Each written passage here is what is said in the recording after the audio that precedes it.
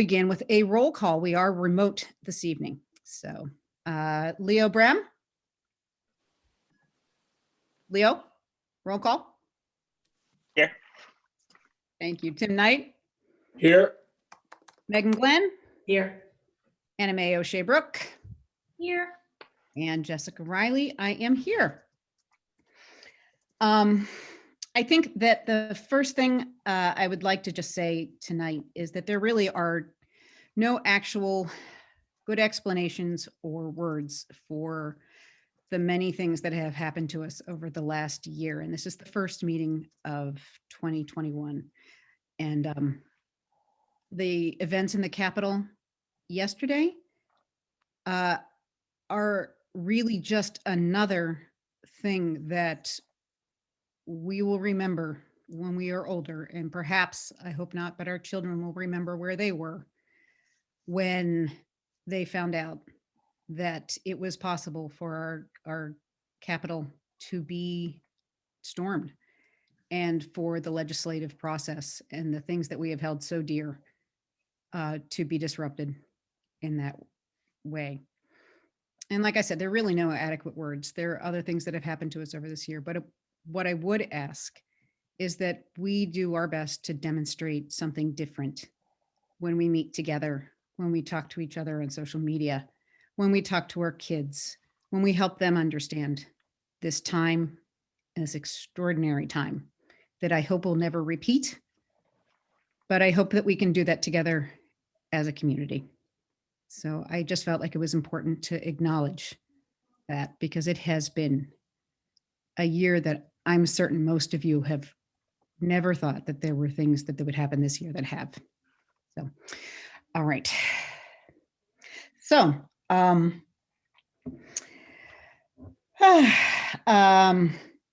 we are going to go to public input now.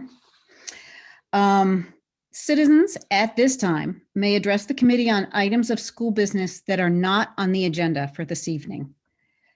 The committee will take such items under advisement without action or discussion at this time at the meeting at which the item is presented. To indicate that you would like to make a comment on an item not currently on the agenda, please click the raise hand icon on your screen. When you are brought over, announce your name and address. You'll be given up to 3 minutes to make your statement. And in order to further the efficient process of the district and committee's business meeting, we will hear public comment under this agenda item for up to 15 minutes.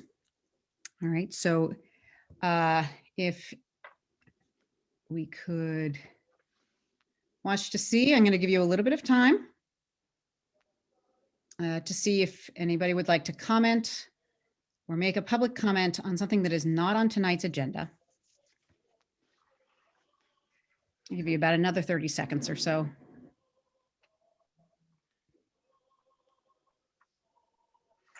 All right, going once, going twice. And does anybody else see anyone? No? Okay. Then what we will move on to now is the approval of minutes. We have minutes for the regular meeting of October 10th, 2020. Do I hear a motion to approve? So moved. Sorry. It's October 8th, and it noted that I was there, and I was definitely not there as it was my 50th. Oh, well then let us hold those, because I am not quite sure what happened there. I'm sorry, I read them, but. Or we can approve as long as that is. No, Approved as amended. As amended. Well, I would feel better if we went back and looked at it. If there are those two glaring errors, then I would prefer that we go back. I looked over them.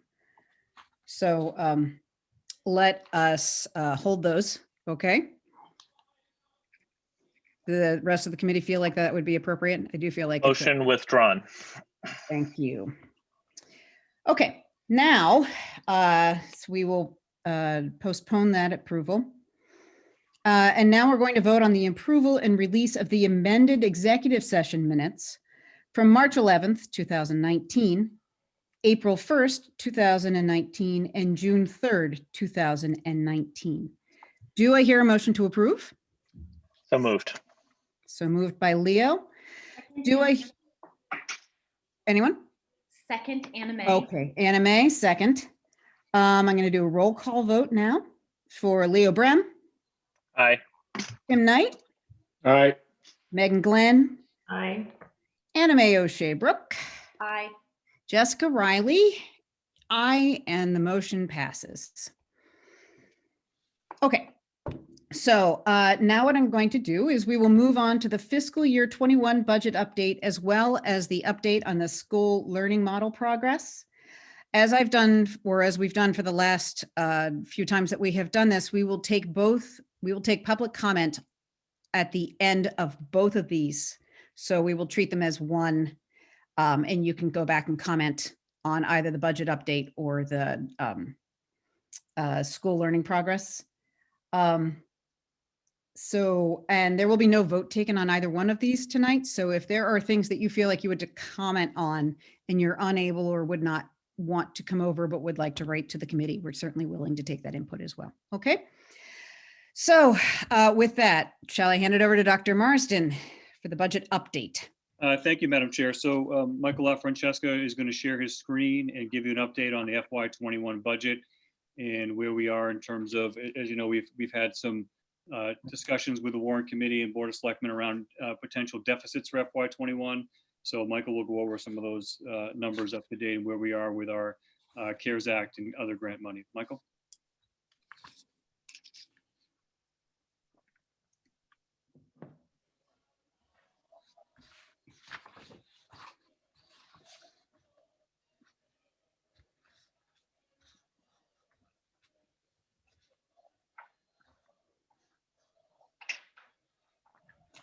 Okay, can you see my screen? Yes. All right, so we did the update for this month. So this is the summary sheet between budget versus actual for the months of July through December. So we break it down again, same format, personnel, non-personnel. On the personnel side, we break it down into the DESE guidelines, which is instructional services, student services, operations, and administration. And as you can see that we are at currently slightly over budget. As you can see, the projection right now is 11,124,317. That's actually the actual compared to our budget, which is 30 million. We actually have spent 37% of our budget, and usually in the past is approximately 27%. But if you look at the non-personnel side, we are under projected budget, which is 33%, where we should be at 50%.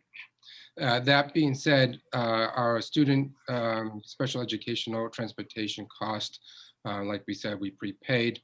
And then our regular transportation cost, we did negotiate a reduction due to the Wednesdays, and that could change, but that's where you're going to see some savings.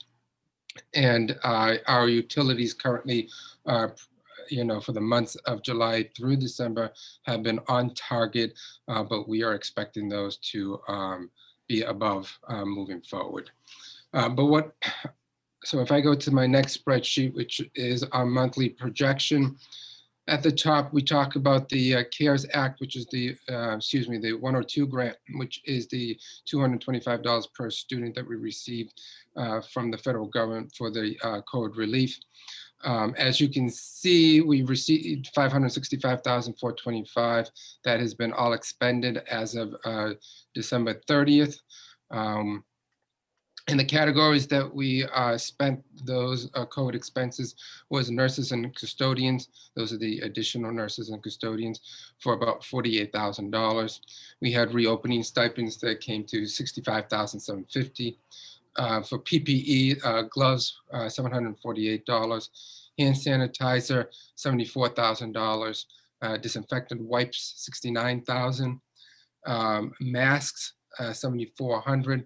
Cleaning supplies, that's the extra cleaning supplies for COVID. That came in at about $19,000.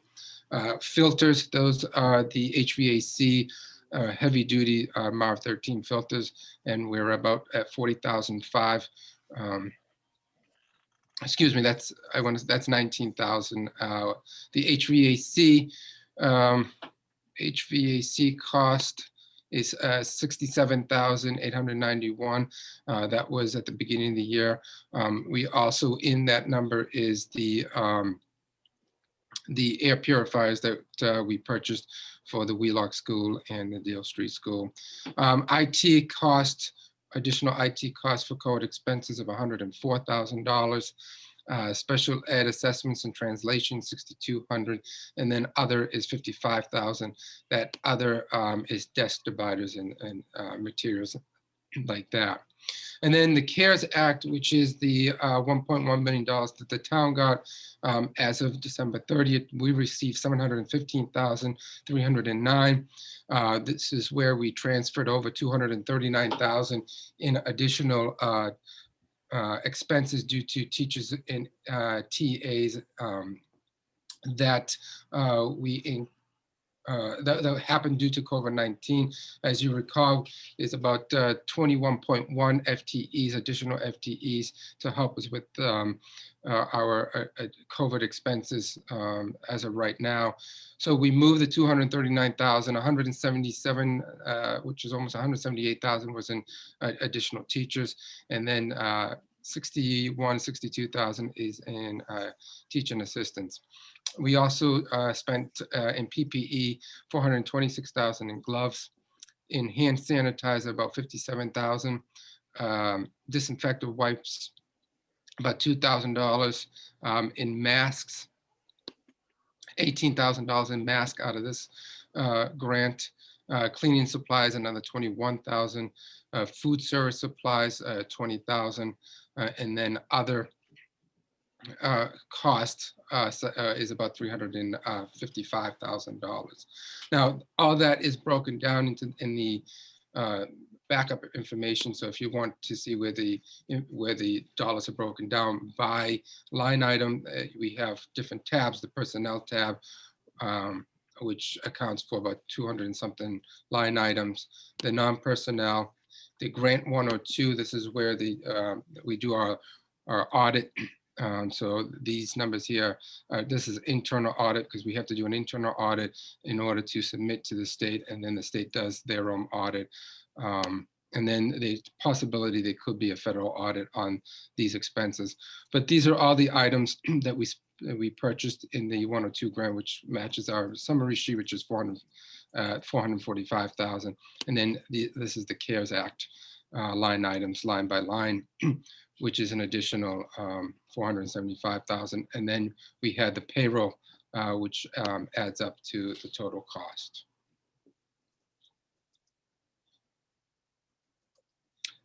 The only other thing I would add, the superintendent was in a meeting with the commissioner today that there will be additional funding coming shortly, but not nearly close to the amounts that we have received so far. So Michael, so I mean, just when you look at the CARES Act and the other grants, so the 1.2, like, until we have that funding, that would be otherwise coming out of the first sheet. Yeah, so if you look at the bottom of the monthly projection cost, I projected out that for COVID-related expenses from January through June, approximately an additional $657,000. If you recall, last month that was about 1.2 million, but because we were allowed to transfer our personnel cost into the CARES Act, that reduced the amount that we would be carrying forward from now till June. So, you know, my best projection is we're probably going to be approximately $657,000 over budget, which is better than where we were a month ago, which was 1.2 million, if I'm not mistaken. And that was, again, because we were allowed to move personnel costs into the CARES Act. Madam Chair, to Michael's point, we had the meeting with the commissioner this afternoon, and he did confirm for us that the mechanism that's going to be used for the new federal stimulus money is Title I. So that unfortunately does not bode well for us in terms of what we're going to get. We were hoping it was going to be a per student allocation, but it's not. So it is going to be a larger amount than last time. They're looking at a factor of 3.7 or 3.8 over what we got last time, but it's still not even close to what we need and what other places are going to get, because it's based on that Title I formula. So that last time was 225 per student? Was that what they, no, this is what No, what so- last time are we talking about? There's so many last times. So Jess, the last time we received Title I, which is the Title I funding, which came Mhm. from, it was $52,000. Right. So it would be right. greater than the $52,000, but less than the $560,000 that we received. Yeah, we Right. think it's going to Okay. be around 190,000. Jeff, could you explain for our viewing audience what the mechanism of Title I is and how that affects us? Just to clarify. Yeah, I mean, I think that many communities similar to Medfield don't get a lot of Title I money based on the demographics. And a lot of that is based on income and your free reduced lunch number, which ours is extremely low. So that's what the federal government has used forever in terms of their funding of both federal grants and other money. So I think we're disappointed. We're hoping that's not how they were going to do it. But I think the state made that decision. I think the federal money, I think they've allocated, I think it was 851 million to the state of Massachusetts. They got their number last night, they told us. And I think it's probably what they view. I think the feds probably said you have to disperse it this way. And that's what they're going to do. So we're going to get the application. It's going to be a grant application. We're supposed to get that next week. And that will give us what our allocation is. But based on what their projection of what the factor is going to be and how much money they got, Michael and I figured about 192,000. I mean, it helps. It helps. It's Yeah, just- I'm not turning it down. Yeah, I'm not just, turning it- But other places are disappointed. getting millions. So, Yeah. it is what it is. and that is, it's kind of the eternal, there's no cavalry for Medfield because we do not have the commercial tax income and essentially we pay for our schools largely by ourselves. And these grants that come in through Title I the numbers don't work for our district. We're just in So- a bad spot. Yeah, so Michael, that if that were to come, then you're projecting a deficit of whatever, 464, something like that. So we would have to have a discussion about that 190,000+ because that is a carryover grant. We think it's going to be a carryover We grant. think so, yes. Yeah, so which would mean, what that means, Tim, is that if it is a carryover grant, that you can use it within 2 fiscal years. So you could use it next year and you don't have to spend it this year. Again, we have to have that discussion. It's not a decision that we're going to just decide. We could use it towards this year's deficit. We also know that there is approximately $500,000 of extra Chapter 70 that the town did receive earlier this year. So it's a bigger discussion, I think, that we need to have. Yeah, because don't forget, if folks don't know that Chapter 70 money is money that the state gives towns that is earmarked directly for school spending. And because of the timing issues we had and no special town meeting in the fall, that additional money that was allocated could not be allocated to the schools because our budget was set at the annual town meeting. So in order for that extra $500,000 that Michael just mentioned to go directly to the schools, we would have had to have had a special town meeting in the fall, which didn't happen. But we've had a meeting with the warrant committee and a meeting with the Board of Selectmen. And I think there's every intent, as they always have, is to make sure that the schools get the Chapter 70 money. It's just not a direct mechanism like it typically is on a regular year. Yep. Okay, no, that's helpful. But so that there's still be a gap without the Title I, but at least it's earmarked in theory come June. If it's voted in, then that covers a large portion of it. So another part of our meeting today with the commissioner was that there is an expectation there'll be a second stimulus this year in this calendar year with the new administration coming in. However, it might be different. It may not be one that goes directly to schools. It may be another one that goes to the towns, and then we'd have to work with the town on that. But we'll see what that looks like. Again, we've talked at meetings in the past that we were hoping it was going to be much like 08 and 09, where it really did backfill the losses that cities and towns had with their revenue, and then it carried over to schools. So it was really a helpful way that they did that in 08 and 09. We're hoping that happens again with the Biden administration. So we'll just see how that plays out right now. There's been a lot of promises, so we'll see what happens with those promises and see whether the schools are beneficiaries of that or not. Yeah, that is, you can assume. I mean, it's amazing when you see like the cost of hand sanitizer and disinfectant wipes, and it's not going anywhere next year. You know, I mean, next September, we're going to still have those. So. We will still have sanitation needs, certainly. And yeah, hopefully things will, the virus will let off the gas a little bit, but we will still need to be very cautious, I think. Okay. That's great. Okay. I mean, it's not great news, but it's good that we're at least getting consistent, these reports and these things. Is anybody else, or does anybody else in the committee have comments or questions for Michael right now? Anyone? All right. So Dr. Marsden, lacking any other input into that part, particularly, would you like to then move on to the school learning model progress? And then after that, we'll do public input on both the budget and the model progress. Sure, Madam Chair. Thank you. I think, we had a lot of items under this, so it made sense to do bullet points on the agenda. So we'll look at student learning time regulations, K-8, 9 through 12 special education students, expanded synchronous learning, which is tied directly to the student learning time regulations, full day kindergarten update, and then Wednesday in-person synchronous. So I think we've touched upon some of these in previous meetings, but I thought it'd be a good time to give an update.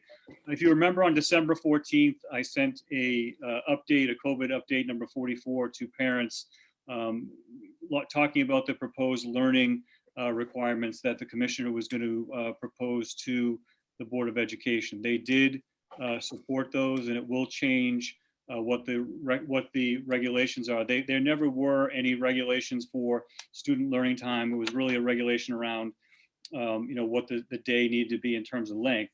Now there's new regulations that will go into effect on January 19th, actually articulate what the hours need to be for student learning time at different levels. So if a district is in a hybrid model like we are currently in, the expectation is that over a 2-week period, that there would be an average of 35 synchronous and or live instructional hours, and there'd be communication and live check-ins with students every single day for those kids. So the impetus of this isn't to extend our current in-person days. That's not what we're trying to do here. That's not what the state's trying to do. The state is trying to do, I think, what lots of folks have been asking for, and what we fully support here, is making sure that there's some live instruction and connections with kids on those remote days. Making sure that there's key connections to children with their classmates, with the teacher, and that there's some sort of synchronous live streaming or live instruction going on while the kids are at home. And I think that's what this is all about. This isn't about extending a school day where kids are already in person. It's making sure the connection is made for those kids that are at home. So as I said in the email on the 14th to parents, we fully support this. There's no question about that. So, we did not make the 35 hours once DESE collected all the data from all the districts. We did not make that. We were short. So now we're looking, this is a great opportunity now to provide more instruction, live instruction, synchronous instruction to our kids. So beginning on the 19th, we'll have expanded synchronous learning as required by the state. As you know, we just spent 2 hours in an executive session discussion negotiations. So negotiations are ongoing with that. We have another session tomorrow at 4 o'clock. So we're, the teachers are working hard on that, and we're working hard on that, and we want to come to an agreement. But either way, we'll start expanded synchronous learning on January 19th. So that's good news for our kids and good news for our families. In terms of the special education, we're really excited. We started this week having our students come back in K-8 on a 4-day schedule, those special education students on an academic IEP. That has gone incredibly well. Our teachers, principals, teacher assistants. Everyone's done a fantastic job with that. So that's been going very well. And our parents were really supportive in terms of the transportation piece there. So that's gone well. We're now working on looking at 9 through 12 and then seeing how we can expand it currently to include some 504 students now. We definitely have some 504 students in the mix right now, but trying to expand that and see how we can do that as a K-12 initiative. Expanded synchronous learning time, as I said, will begin on the 19th. We've outfitted all of our classrooms with an additional camera with a microphone in a Chromebox so that the camera and the microphone will run off of the Chromebox. It's hardwired. Our teachers have begun additional professional development on that. We're looking forward to providing those opportunities for our students. I mean, I think whenever you're looking at that and everyone we've talked to, it's really just getting used to it as a management issue. So you're trying to making sure you can manage that what's going on in front of you live and what's going on the computer. And there's some really good best practices that we're working with our teachers on. I fully expect them to do a wonderful job with that. I have no doubt they're going to be successful with that. I don't think it will be perfect on day one. I don't think you walk in on the 19th and all of a sudden you're the best live streamer in the world. But we know we have teachers at the high school that have been doing the live streaming. We have the middle school that have been doing it. I know some elementary teachers are starting next week to try it out. So, but the 19th is when we start in full as a district, grades 1 through 12. K is not in those recommendations and not in the regulations. They are not required to do that. But we have great news about full day kindergarten. So on January 25th, we'll be bringing back our full day kindergarten kids for 4 days. We're working on the transportation piece now, but we worked over vacation and got before vacation, we were looking at ways that we could take children from their classroom to fit everyone in at 6 feet and hire additional teachers and do it all that way. We kind of went back to the drawing board because we knew that wasn't very successful. It's a difficult decision for parents to say, well, I want my child to, after spending 4 or 5 months with a teacher, I'm going to pull my child and put them in another classroom. So we went back to the drawing board a little bit and tried to figure out a way to do that. We did. The only, I guess, impact it would be is that we are moving some classrooms out of their current classrooms, and we'll be putting 2 classrooms in the gymnasium and 2 in the cafeteria. So we've had to purchase technology for that, room dividers, classroom dividers, desk dividers, all of that. So we've been working on that on break. We'll be in good shape to start on the 25th. Once we finalize all the transportation, which I know Missy has sent out a survey about that, we'll get that information back. Missy and I will have a Zoom with kindergarten parents, so we'll be able to answer any and all questions they have, but we're excited to offer that to all of our full day kindergarten kids starting on the 25th of January. Lastly, an update on Wednesdays in person and synchronous. We talked about this at previous meetings, that our goal is to add an additional in-person day for each cohort and alternating cohorts on Wednesdays while we're still in the hybrid, so that, for instance, one week it could be cohort A in there Monday, Tuesday, Wednesday, and then the following week it would be cohort B Wednesday, Thursday, Friday. And we made a commitment at that last meeting that we talked about that we would do that if we could make sure that that's synchronous. So we don't want to put another remote day on students or families, and we want to make sure that that is a synchronous learning for our kids. So we're working on that.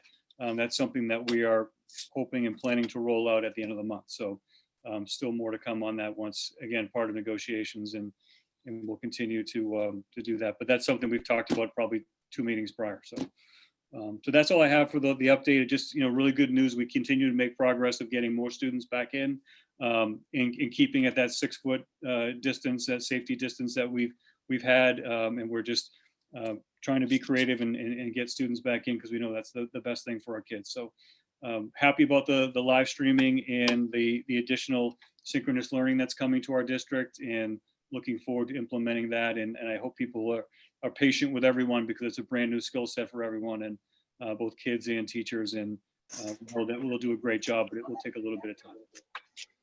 That's all I have, Madam Chair, on that. Unmute.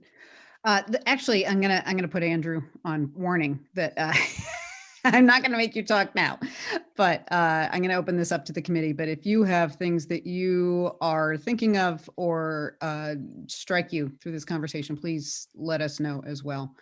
I mean, obviously you are always free to pipe up, but I Definitely. just wanted to make sure that you knew that we wanted your perspective as well. So in saying that, I'd like to open that also up to the rest of the committee to ask Dr. Marsden or make any comments about the plans or anything like that, questions that you have for him, and financial impacts, anything. Yes, I Anyone? have I've been, obviously, we've all been talking to other parents. Some of them that are out there is just, Jeff, we still intend the synchronous stuff to start as of what date? The increased synchronous learning? January 19th. The 19th. Yeah. And the other question was around, so we've brought back the K-8s. I've heard great feedback just this week from some parents whose kids are back for with the IEP situation. And do we intend to expand that into the high school at all? Yeah, so 9 through 12 will be in there. We're looking at what that natural break would be, or a natural inclusion. Maybe that was start a second semester, which would start in the first week of February. So we're working on that. It's a little bit more challenging in terms of the scheduling and that kind of thing. So we're working on that. I know that Mary's working really hard with Robert and Heather and Jeff to make sure that happens. Yeah, and I, okay, yeah, I think that was my last question I had. I was trying to think of, I've spoken to so many people in the last 2 weeks, so cool. Yeah. I have a couple questions. One, I love the fact that we were able to get creative with the kindergarten and get them back in. Have we explored any other similar approaches for like Memorial? Right, as gyms, cafeterias, finding dividers, more just have we ever, or others, like, is there any way we can continue to get creative? Yeah, I think the one thing that, and we've talked about this before, I think is the numbers of kids that are in kindergarten are really what's allowing us to do this. We only have 164 kids in kindergarten right now. If we look at grade 1, it's 189, grade 2 is 192, grade 1 is 191. We're at 211 in grade 5. So that prevents us from really trying to get, we couldn't do a whole grade, put it that way. If we were using other alternate spaces, we couldn't do an entire grade level in terms of getting them in there. But kindergarten we can, because there's only 164 kids. Even though the projection was much higher, we have 10 kids that are homeschooled in kindergarten. We have other kids that have gone to private school for 1 year. And as we typically do in Medfield, which is something that, we know because we deal with the enrollment pieces, but typically we have parents that hold their kids back in kindergarten every year. So that number ranges anywhere from 14 to 21. Each year we tend to have, as we call them, red shirts. So we typically, this year, I think we have either 18 or 19. So all that adds up to allowing us to have a smaller number grade level and allows us to get that particular class in right now. Okay, yeah, and I forgot, you said that before, so that's helpful.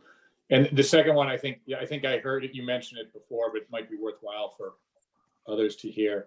As we expand that synchronous side, internet continues to come up, like with my own kids in the high school and middle school. So I think there's some improvements underway. You mentioned earlier. Yeah, I think one of the issues that we've had lately is issues around our firewall. So that new firewall is going in over the weekend. Owen is going to be, building that for us and building some redundancy in it. One of the issues that, and he does a really good job explaining it, is that we have two separate firewalls, one that just deals with the elementary schools and one that deals with middle school and high school. And the one that is the middle school, high school is the one that's been a little problematic and actually crashed. So we've ordered a new one, and he's going to install that and build that in for us this weekend, and we should be good to go at that point. NMA, Megan? In terms of the, you said you've outfitted all the classrooms with cameras and the technological equipment to make the synchronized learning seamless. Did all of that new technology get covered in the CARES Act or one of the grants? Yeah, Michael, you had the breakdown on that. We had I know we spent, just on cameras, I thought we spent 47,000. I think it was that. I have to double check. Michael, do you have that? I just wanted, the bottom line is that that was covered as. Yes, if you give me 2 minutes, I'll pull that up. Yeah, so because that's a cost we wouldn't have normally had unless it was COVID-19, that we could put it in CARES or one of the other Got it. grant ones that we had. So So, Yeah, it's okay, Michael. no, I have it right here. I have it in front of me. Never ask Michael for a number and then think he's not going to get it to you. So for web cameras, we spent $3,000 in cameras. And that invoice was on December 15th. And then the other IT item came. You got the microphones too, right? The 360-degree microphones, microphones. Yeah, so we have the microphones. They came in at a Probably microphone. expensive. Yep, microphones came in at $2,800. That's it? Yep, $2,800 for the Well, microphone. we also had some though. We had some. This isn't just So we had outfitted classrooms prior to this for this. So we actually just had to kind of top off the rest of the rooms that we hadn't done. And if And Chromeboxes too. So Chromeboxes, Yep. monitors, everything. So Yeah. we- And then if you add in the MacBooks that all the teachers. Oh yeah. as well. so that was over 300,000. Yeah. So we purchased 250 Chromebooks for $65,000. The microphones were 2,800. We have a Epson Power Light that came in at $3,000, and then the $3,000 for the speakers. So we're looking at about $70,000 that we spent in the month of December just to get us ready and up to speed. And I believe it was mostly the elementary schools and the middle school, because the high school had them already installed. So bottom line, a significant chunk of the federal aid that we've received has gone to outfitting our schools for the synchronous learning. So, okay. But we put some money there. Yes, no doubt. My question Henry? around that is, excuse me, thank you, is really the PD around that and getting teachers comfortable with all the new equipment. When is that happening? How is it happening? So Is it just- So we had professional development before school started, right? And went on the laptops and how they could use the Macs. We did all that work and doing Zoom through that. We started the professional development last week, this week with Blake and the elementaries, and then the high school starts next week. And we have a professional development day on the 15th.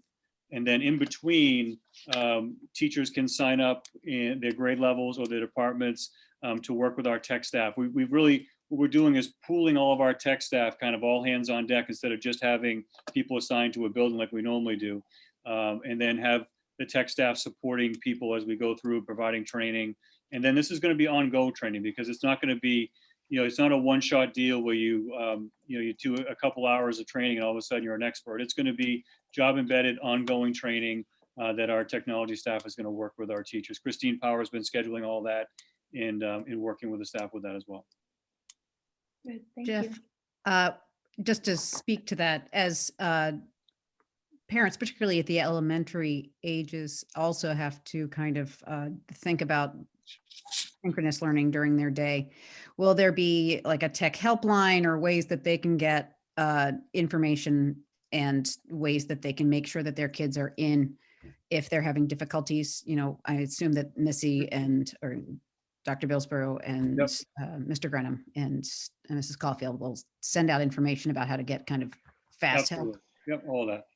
Okay. Yeah, and one of the things that we want to be clear about, which I think is good for families and for teachers, is that we're going to, if a teacher, let's say in grade 2 is doing the math lesson, we're going to make sure that it's around the same time, or there's a schedule, so that when you're a remote child at home, you know what time your math lesson is, you know what time your language arts lesson is, and you know what time your morning meeting is, and all those kinds of things that are happening, so that it's consistent and families can plan for that and teachers can plan for that. So that will all, that's all part of that process of getting the word out and developing the schedule, all that, which is happening now, all behind the scenes to get that ready to go live on the 19th.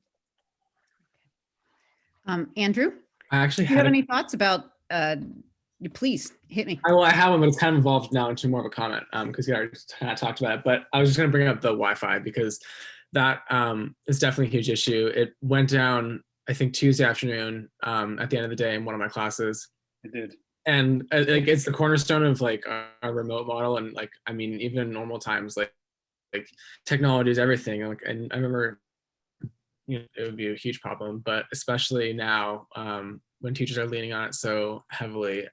Even today, so it went down this afternoon and I was supposed to have a live stream for my teachers and we got on for like 2 minutes and then it just crashed and burned. And so now I have not got the lesson and now I'm kind of confused in the homework because I haven't like gotten that lesson, which is frustrating and it's not anyone's fault. But I'm glad to hear there's improvement coming down the line. So I just to clarify that it is the firewall. So that is the Wi-Fi is fine. The access points are fine.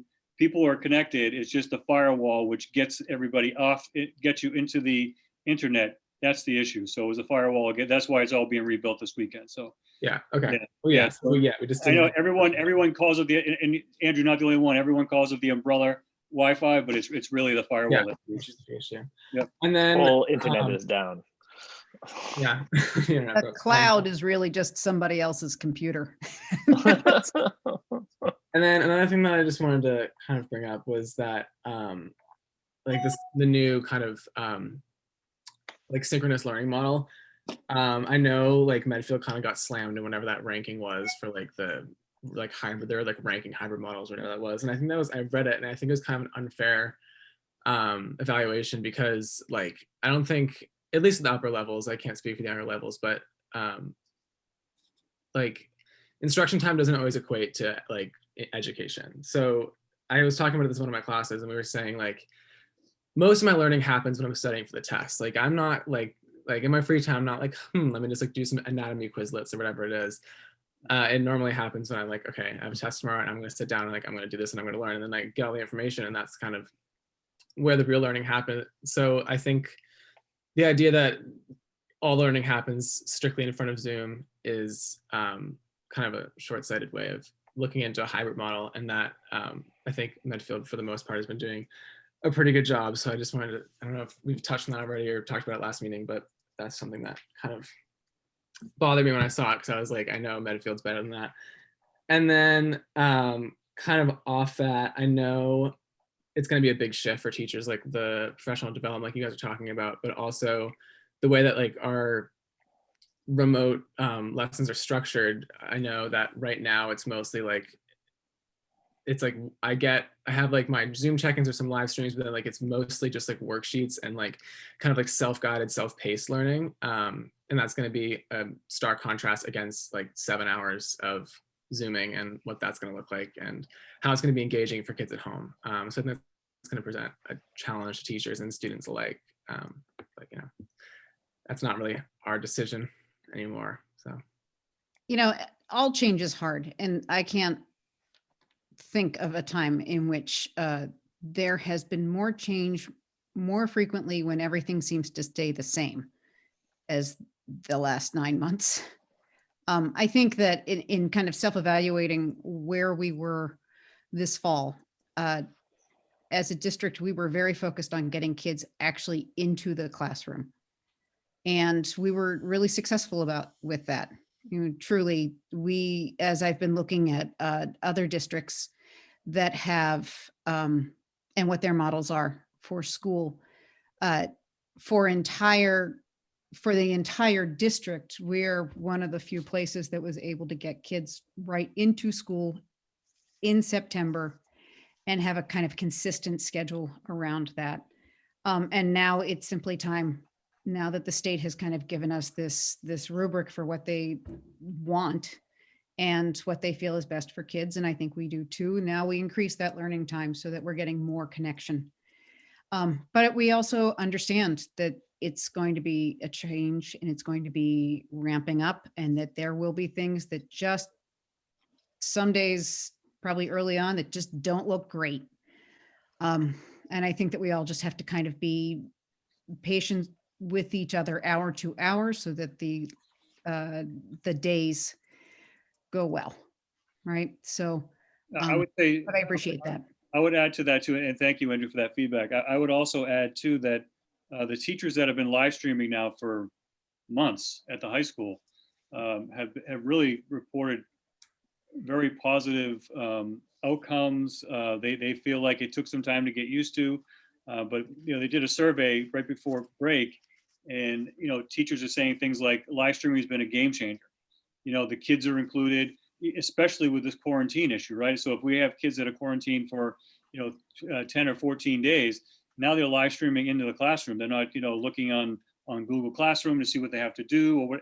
No, they're still part of what's going on, because we've talked about sometimes when you quarantine and you're a close contact, it's bad luck, right? You just happen to be in a place where someone was positive, and you shouldn't be penalized for that. So the fact that we'll be able to live stream and have those kids as a part of the classroom, and again, the 15, 20 or so teachers of the high school that have been doing it consistently now for a couple of months have really reported very positive experiences from what they're doing. So we're looking forward to that being expanded, and just, there is a learning curve there for everyone. So just as long as there's patience, and it's not going to be perfect on January 19th.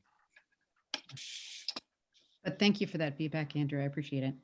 I always very much appreciate your honesty. You're not somebody who necessarily sugarcoats anything, and that's really important. Thank you. Anybody else have either questions for Dr. Marston or for Andrew as, a standing member of the student here, or anyone else? If not, I am going to open both the budget update and the school learning model to public input. So if you have public input, I see that people are raising their hands already. You have 3 minutes to do your statement. Unfortunately, we cannot have a dialogue back and forth, but school committee members can ask you to clarify your statement, and we will take it under advisement. And like I said, there's no votes on anything tonight, so certainly you have plenty of time if you need to think it over. Okay. Owen, can you bring over Bonnie, please? Bonnie Marcette.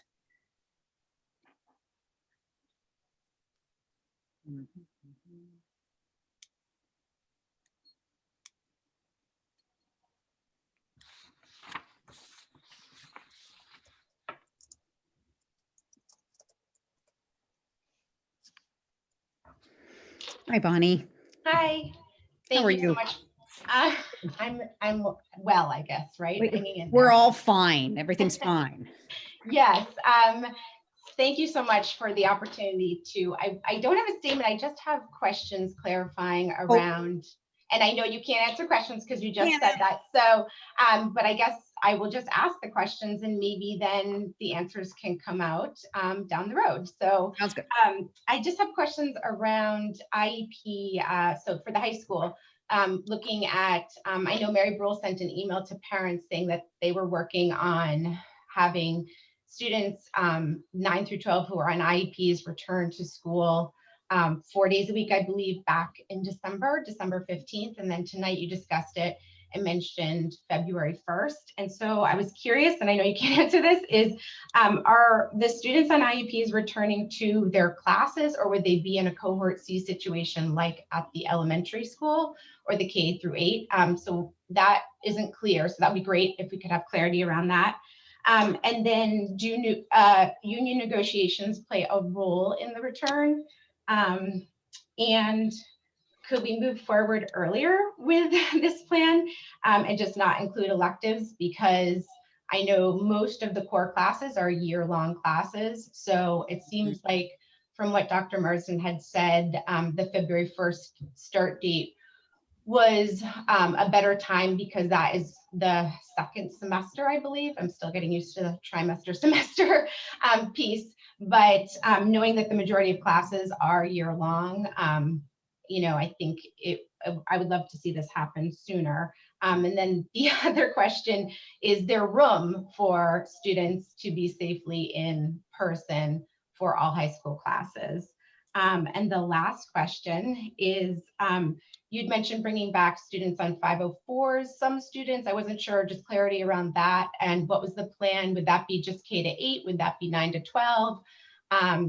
Is that something that would be happening after February 1st? So those are my questions, not my comments. So I apologize, but I hope that maybe we could get some answers to those. Sure.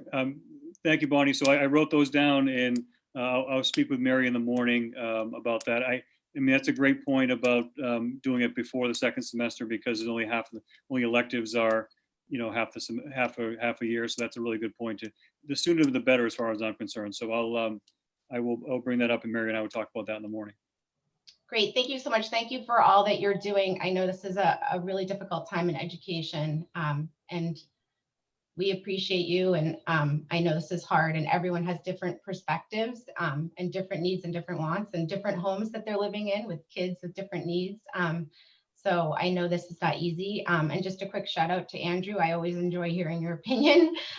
So I appreciate that. And I would love to hear from the elementary kids, but that would be a little trickier. So I think you're very Can eloquent. arrange that Thank you. right now. Yeah. Oh, They just want more recess. Yeah. Thank all you. right. Thank you, Bonnie. Thank you, Bonnie. Appreciate it. Okay, Michelle Laderos. If you would like to bring her over, Owen. Thank you, Bonnie.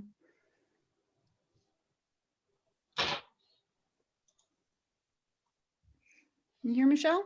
Oh, there you are. Great. Hi there, how are you? Thanks so much for bringing me over. I want to, again, just as Bonnie said, thank you all for everything you've done. I know there's really no right answer and no predicting the future. So appreciate all that you and the principals have done, and the teachers especially, to get us back, create some sort of normalcy for the kids. But I still feel like our learners, and I'm speaking as a younger learner mom, need more. So I'm Michelle Laderhose. I live on Evergreen Way. And I think these updates tonight are definitely a step in the right direction, but I do have a few comments. So I'm speaking, I have a first and a third grader. I have two different kids with such different needs, as so many families do. And I want to start by saying I am so happy to hear about the kindergarten families. I have friends, even a family member that will get this gift. It is truly such a gift to be back in Memorial 4 days a week. And I'm so glad you were able to figure it out with the space in the existing building.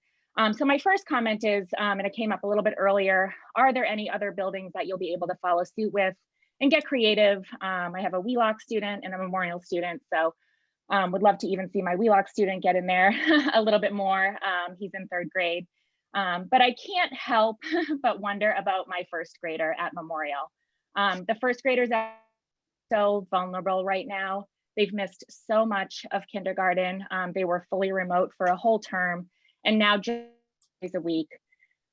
I would love to see, maybe there's another day that they could get in the building. Would you ever consider just bringing back all the first graders back on Wednesdays instead of just cohort specific, since the kindergartners will be there already 4 days a week? That's one idea.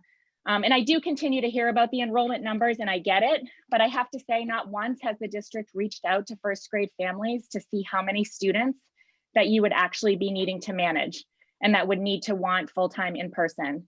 And months ago, the district, and this was a little hard, actually sent out a survey lumping first and through fifth grade into one surveys, and our schools are not even structured that way. So my firstie and my third grader have totally different needs. One can actually read directions, the other cannot. So they have such different needs for what they need in school. So I've reached out to the school committee and the principals a couple of times in the fall with my questions and concern, and I do appreciate the reply. And I know everyone is doing the best that they can, but I feel like we need to advocate a little bit more for the Memorial first graders. And I'd be happy to work to do whatever it takes to see some movement there and to help be a little bit more of a voice for those first graders at Memorial. And then, the only other question I have, or two more comments, is one, I'm curious if you are charging a full day kindergarten tuition for the remaining of this year. And then two, those half day conferences, where have to jump on a Zoom with our kids off the bus and behind us to have a conference, a parent-teacher conference, were an interesting model for the fall semester. So I'd like to reconsider the half day and jumping on Zoom for a conference when my kids are actually home. So those were just a few comments from me. Thank you very much. I appreciate all that you've done and your time tonight. Thank you. Thank you very much. I Good really do feedback. I appreciate that. Thank you. Yeah, truly. Okay, I see that Mary McGinnis is on. If you could bring her over, please, Owen, I'd appreciate it.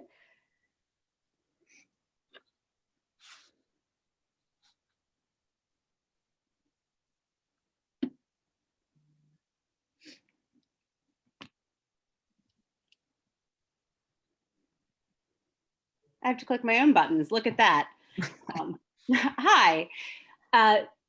My first comment was just, again, to chime in with the voices that are thrilled with what has happened just in the last week for students on IEPs through grade 8. It has, I mean, we're only a weekend, but I've already seen what an impact it's making. My second comment was really regarding, I mean, I have several of them that kind of cluster around the idea of the live streaming, particularly below the high school level.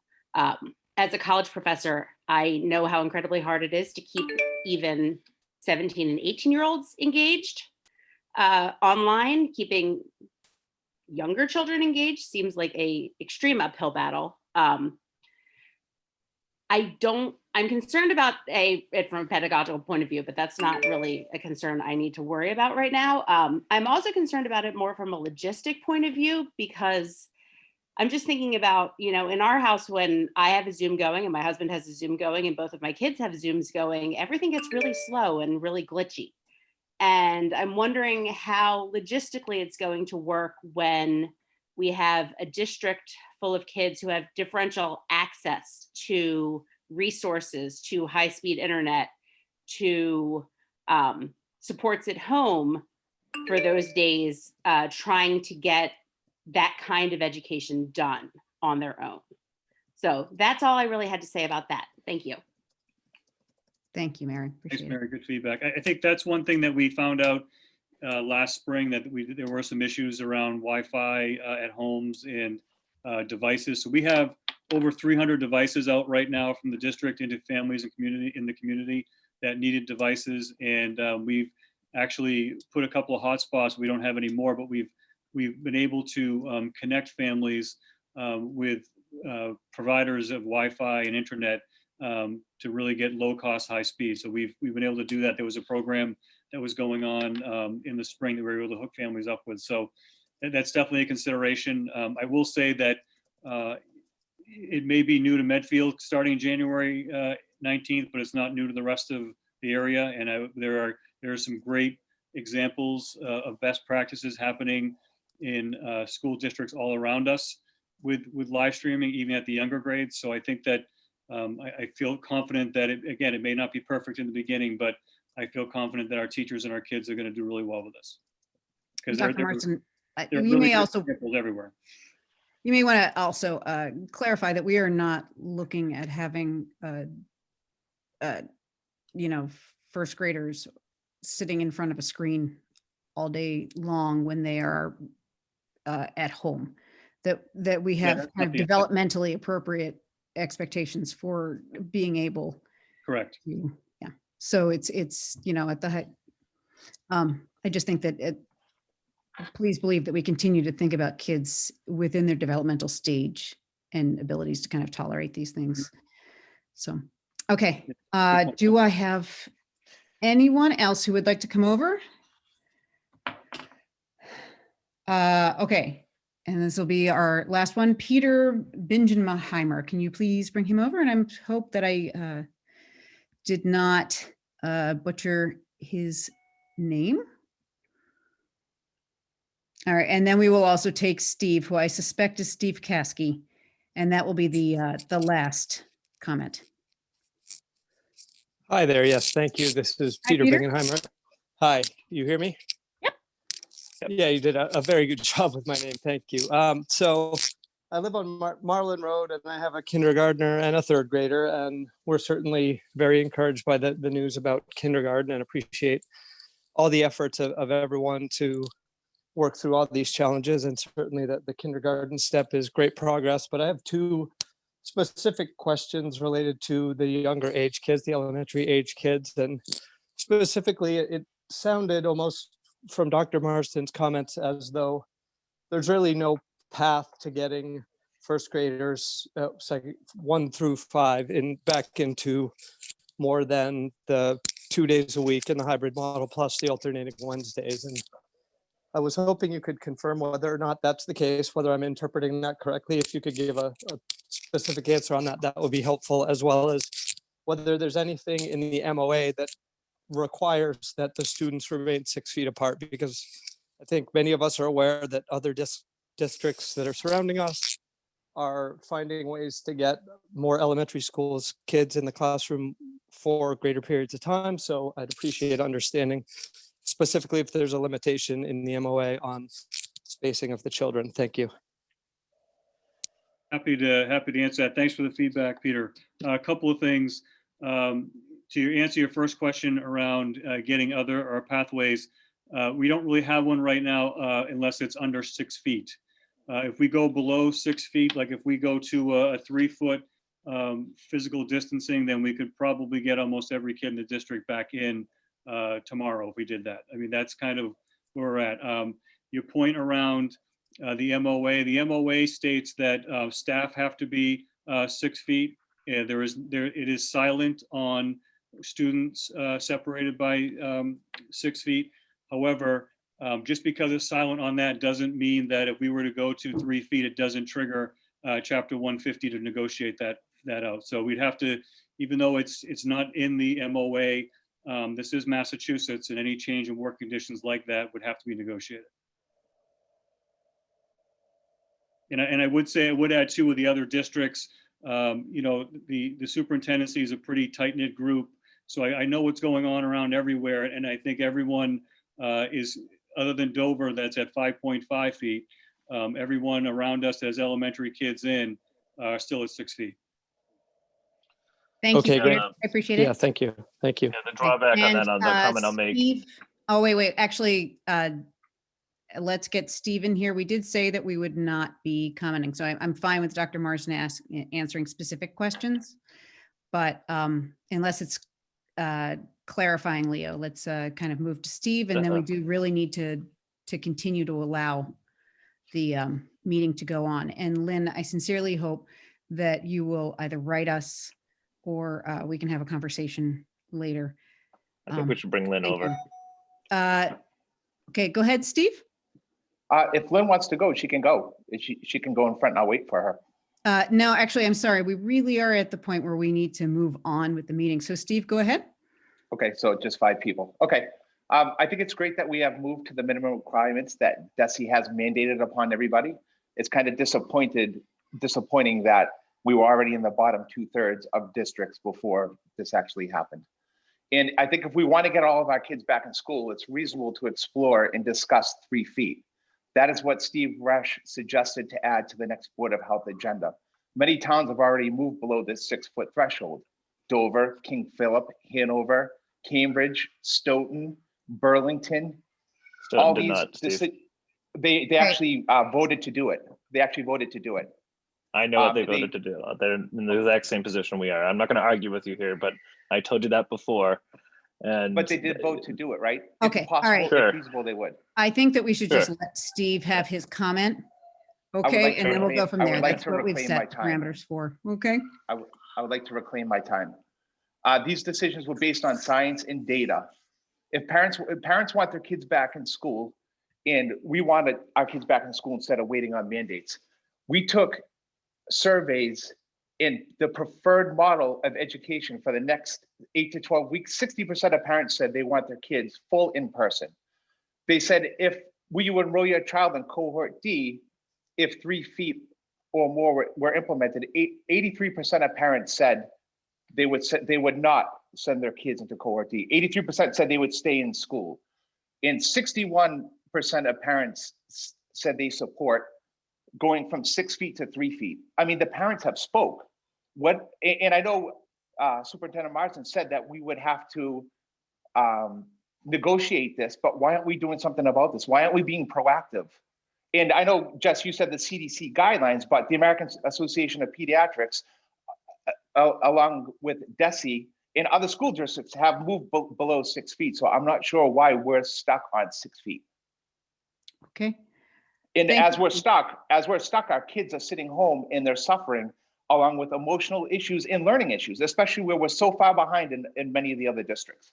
And we talk about close districts. Westwood has been doing this from the beginning. We've had other educators come on to these meetings and speak to how far their schools are in regards to Medfield.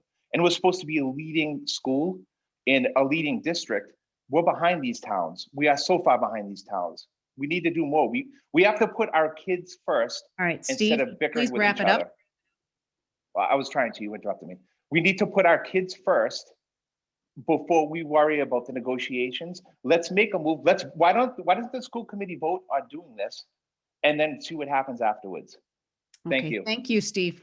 Thank you. Thanks, Steve. Thank you.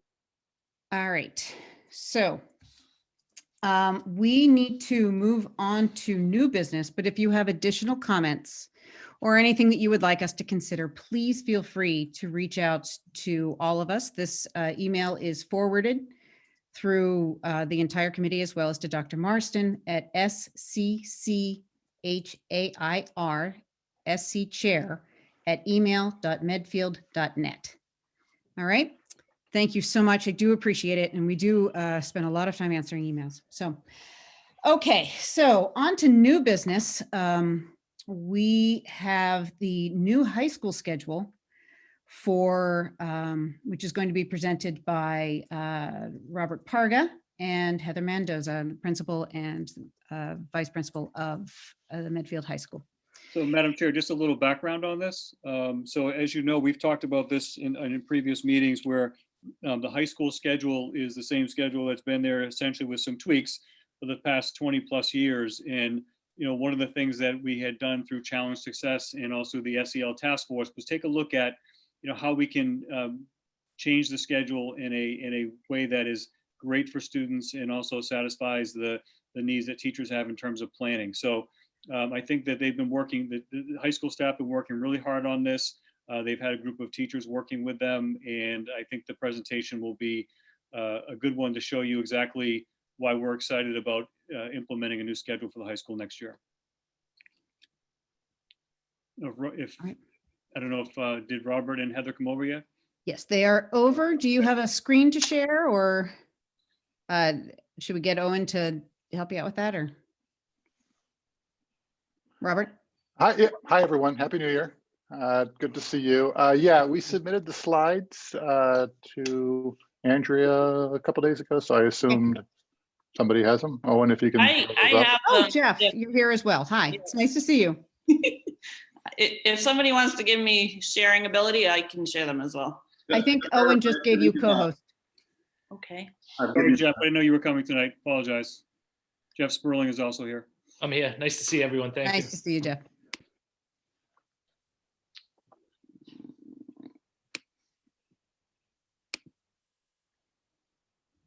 Can you see that?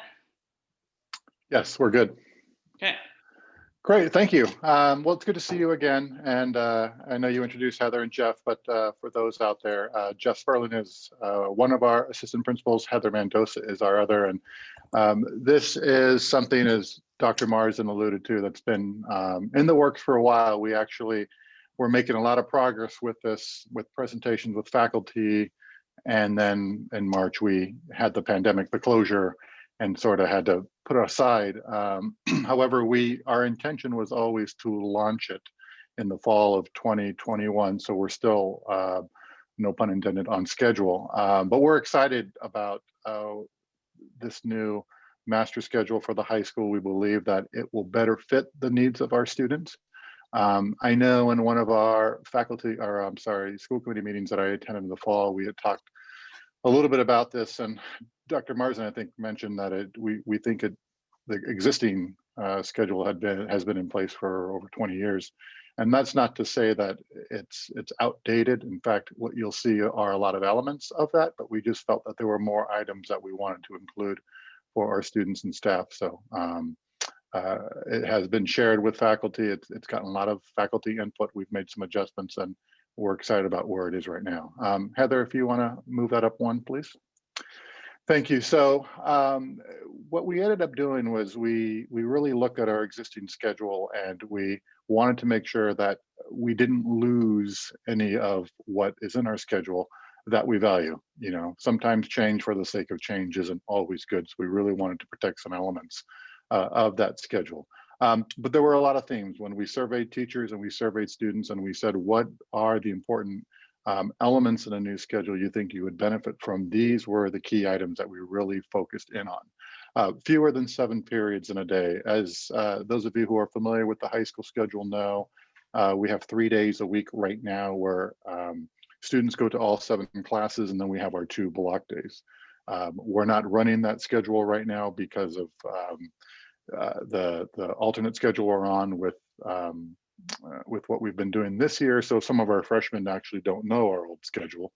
But the students were feeling as though what they enjoyed most about the block days is the fact that they got a break from some of their other classes, which lightened the load at night. Common planning time was important to our teachers. Our existing schedule, or the schedule we used prior to this year, did not have it built in a way that was consistent across the board. We did have common planning time in there, but it was not done in a way that every teacher, every department had it, and it was inconsistent at times. Some kind of flex period and some personalized learning opportunities. So this is really the big change that you're going to see in the schedule, and the item that we're most excited about. One of the things for those of you that have been on the SEL task force, for those of you that know, when we added a few things to our schedule going into the last school year, one of them was a study. And when we started doing our work with Challenge Success, and we started looking at things within a schedule that students were looking for, a study was something that was missing. We incorporated a study, and it's gone relatively well. I thought more students would be interested in signing up for a study, but regardless, an opportunity during the day that some students feel they needed was sort of put into the schedule.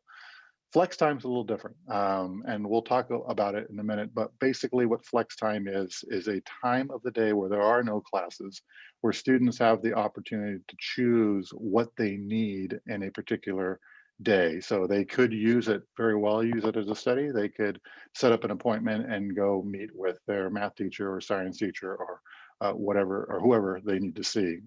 All teachers will be available to meet with students at that time. So students will have some choice in terms of what they need. A rotation in our schedule was something that we were looking for, meaning not having the same class meet at the beginning of the day and the same class meet at the end of the day. So rotating that over the course of the week was important.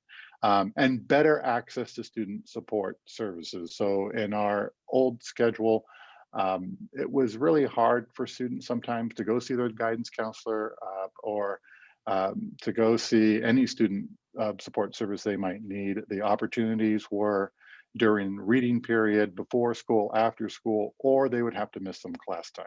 So with flex time, that's another time during the day where students could make an appointment to see their guidance counselor or whoever they need to see. So we began to look at all of these items, looked at several models of schedules, visited some schools, and sort of settled on a schedule that has these components and a few others. So Heather, if you can move that up.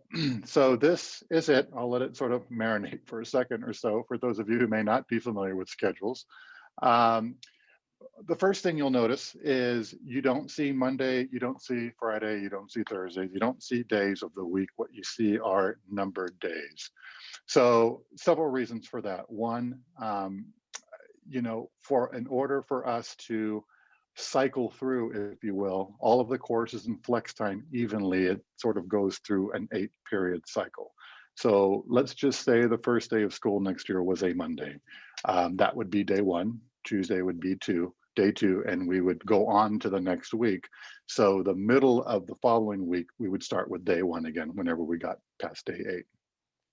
Another advantage to that is we don't have to miss a particular day in the event of a holiday, in the event of Thanksgiving, for instance, Thursday, Veterans Day, whatever it happens to be, we can just bump it to the next day. So we're not missing that. If it was a block day, we're not missing that block day.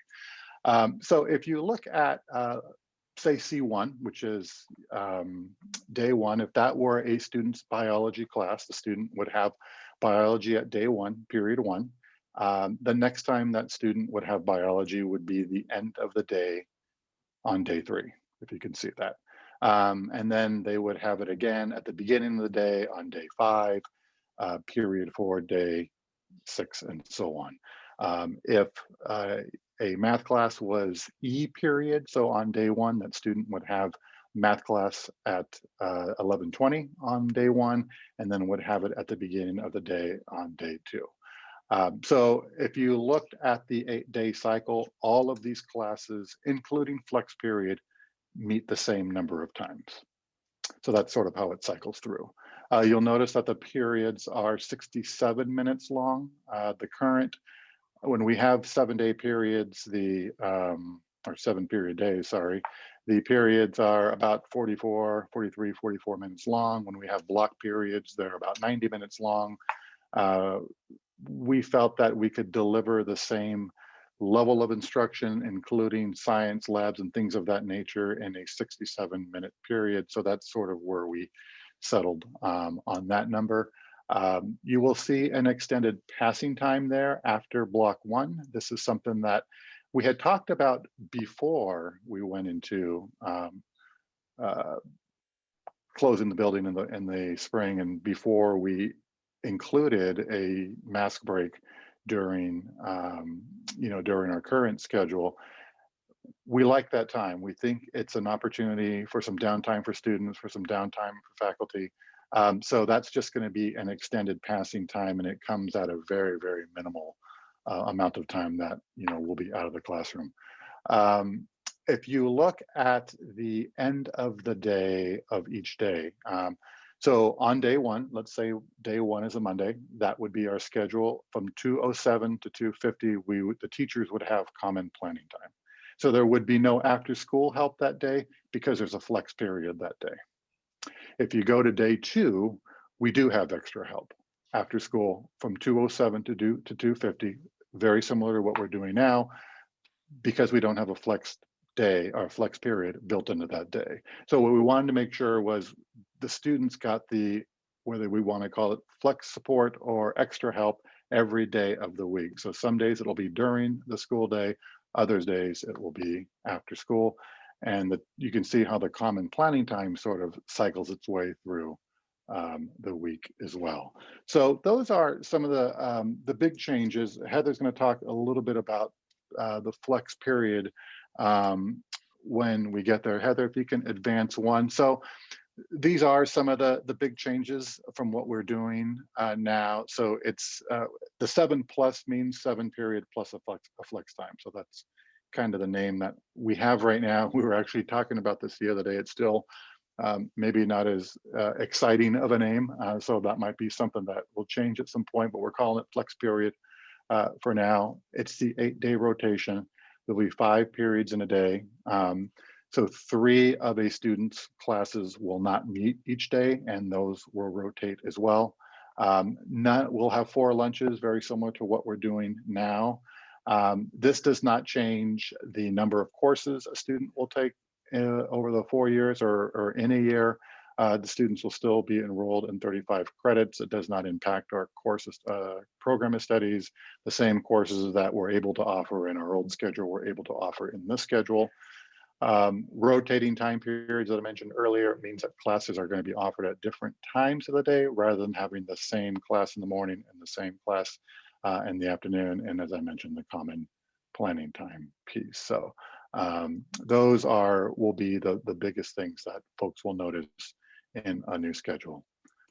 If we can advance one, Heather, thank you. So that just sort of is a simple bell schedule. If it's basically what that first slide sort of represented. This is sort of the skeleton, if you will. You can see how the periods work on a typical day. We do, and we have created a half-day schedule as well. So on days that we have half days, whether it's professional development or whatever it needs to be, we've created a schedule for that as well, obviously much shortened periods. If we can advance one more, Heather. Thank you. So Heather's gonna, I believe it's Heather, is gonna take over and talk a little bit about the flex time period and how that's gonna be utilized during the day. Hi, everybody. Happy New Year. So I just wanted to make sure that I explained a little bit of the flex time option. I think you've got a really good overview from Robert, but just making sure, I think when I first saw this schedule at a different school, this was the piece that really connected all the dots between what we had talked about in SEL and what we had talked about in challenge success over the previous couple of years. So again, this is the schedule. It's exactly the same as what Robert just showed you. But in it, there are 5 different opportunities for flex throughout the week or throughout the cycle. Day 1 will be called Flex 1, and then the students will have these Flex 2, 3, 4, and 5 on days 3, 4, 6, and 8. So during that time, what we're anticipating is on Flex 1 is that kids are going to meet in their advisories to start off the cycle. So it'll be an advisory. Our advisories right now have about 12 students in them because of the services that we're going to plan on offering during the flex time. It's going to be a little bit larger than that. So it'll probably be about 15 or 16 kids, but still by grade. And we're still anticipating that the advisor would follow the students for the 4 years that they're at the high school. We haven't figured out exactly how often the advisory portion is going to meet, but this flex time will happen at the beginning of every cycle. So what we want the advisors and the students to do during this Flex 1 meeting time is for the first half hour or so to meet with the students to make sure they have a good plan of what they're going to be doing during Flex 2 through Flex 5. So those are the other 4 days that this meets. So during that time, as they're setting up their week schedule, they'll be able to figure out, okay, I need some extra help in bio. I missed a test in my English class. So those are things that I'm going to need to be working on. So the teacher will help the students, particularly as they enter the high school, figure out what that time needs to look like. So we feel like some of the remote learning is kind of been doing pieces of this, but this will really help to, I think, bring kids along and make sure that they have a good understanding of the time management skills that we really want them to leave the high school with. So things that they'll be able to do during this Flex 2 through Flex 5 would be extra help or the makeup work with a specific teacher. And that would be based on the amount of seats that a student will see available in a teacher's room. So they'll find themselves in there. They'll be able to do a self-directed study. As Robert said, we haven't had as many kids take advantage of study as people may have anticipated. So this gives every kid grade 9 through 12 the opportunity to have some time during the day to, get ahead, maybe work, remotely with a pair through Google Docs or Google Sheets, some collaboration. They'll be able to do meetings with guidance or other members of our student support team, RISE, places like that. So places that have been really busy during our reading periods, but reading's only been 20 minutes. This is when we would have class meetings, assemblies, surveys like our Metro West Health survey would probably happen during this time because all students would be stopping to use this time at the same time. And then other approved activities such as, definitely taking advantage of our support places like the Math Lab, the Writing Center, our LMC, our library. So the benefits of this flex time that we've really talked about the personalization, the academic support, and the enrichment that students will be able to utilize during that time. The number of periods, it's 67 minutes through, each time, but it's 5 times throughout the 8 days, and it's spread out fairly well. I think it's early enough in the day that students can look ahead, but it's after a first period. So if they don't want to leave their work because because of something, they could get their work done from that first period class that they had or that first block class. Students will only take, up to 4 or 5 classes in one day. So that will definitely help spread out the work as well. And it gives the students the time that we've been looking for during the school day to get extra help and access all of the resources that we have built in. So Jeff's now going to talk about the MyFlex Learning features of application that we've been looking at to support our program. Great, thanks. Yeah, I think one of the pieces that we looked into, and we certainly heard from schools that were using a similar schedule, was really having some system in place to help facilitate that flex period so that it wasn't kind of just this free-for-all and kids kind of roaming all over the place with really no confirmed destination. So MyFlex Learning is a web-based app that'll be compatible with any device that our kids are currently using. It was developed by the same people that developed Aspen, which is our current student information system. So those two programs sync up completely. What that will allow teachers to do is to communicate to their students, but they'll also be able to access their students' Aspen account. So they'll be able to see their courses, their schedule, be able to take a look at how the kids are doing in their classes. So for example, if I have my kids during Flex 1 in my advisory, and I have a student who's never left that, they take a study every time, I would be able to have a conversation with that student and access their schedule, their grades, that type of thing, to maybe encourage them to spend some time with a math teacher, with an English teacher, maybe even go see their wellness teacher if they want to work on certain things. And really one of the huge benefits of it is that communication that goes back and forth. So teachers will be able to open up X number of slots per flex period, and students can sign up to go see that teacher. Conversely, teachers can also reach out directly and schedule students to come see them. So I think one of the pieces we've really learned a lot about during this period is the executive functioning and really ways that we can help students with their organizational skills. It would be great to say that kids could kind of plan their flex periods in a given week all on their own. We realize they're going to need some assistance with that. So this app will really help communicate back and forth between the students and the teachers, with the advisor being able to oversee all that for those students. So it really shouldn't be much in terms of a learning curve, because it all syncs up to Aspen, which our teachers are very competent with and our students are getting more and more competent with as well. So the hope is this would just kind of slide in as a nice add-on and really be able to enhance that flex period to make sure that kids are using it the right way, teachers are able to really communicate with their students, and we can maximize the benefit of that time on both sides. So the other period, again, that we talked a little bit about when we looked at the overall schedule is that the traditional after school time. So it's that 2:07 to 2:50.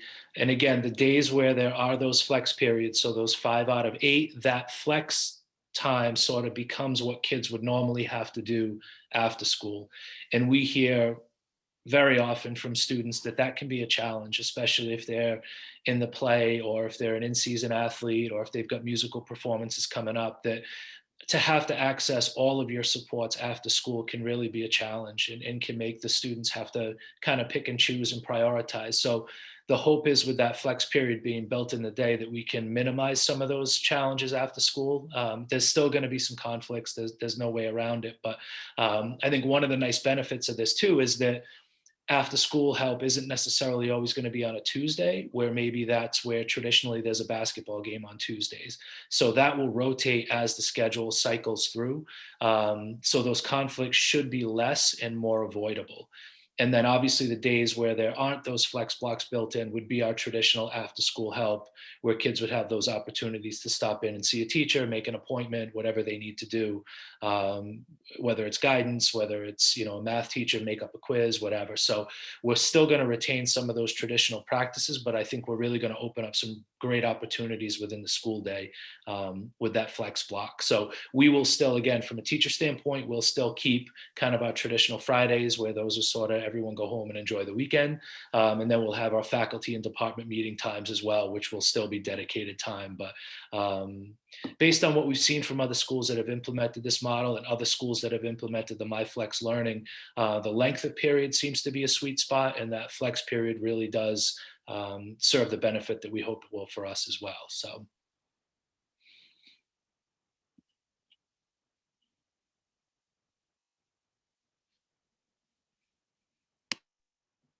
I believe that's, yep. Thank you, Owen. So that's the schedule. So our plan as of now to sort of roll this out to the high school community, we're going to be sharing it with students very soon as they are in preparation of receiving their program of studies and selecting courses for the next school year. We're going to be sharing this with rising 9th grade families when we meet with them in early February. We'll also be presenting and doing more of a Q&A with those that might be interested during our January PTO meeting. And we'll also working on a sort of a screencastify video for families who can't attend any of those other venues. So again, it's something we're excited about. It's very different. I think, Jess, you mentioned earlier, change can be challenging at times. This is a change that we're excited about. It did reflect a lot of input from staff and students, and the idea of the students having a lot more independence and ownership and how they use their flex periods during the week was something that students commented on throughout the process as we were creating this. So that's what we have, and certainly welcome any questions you might have for us.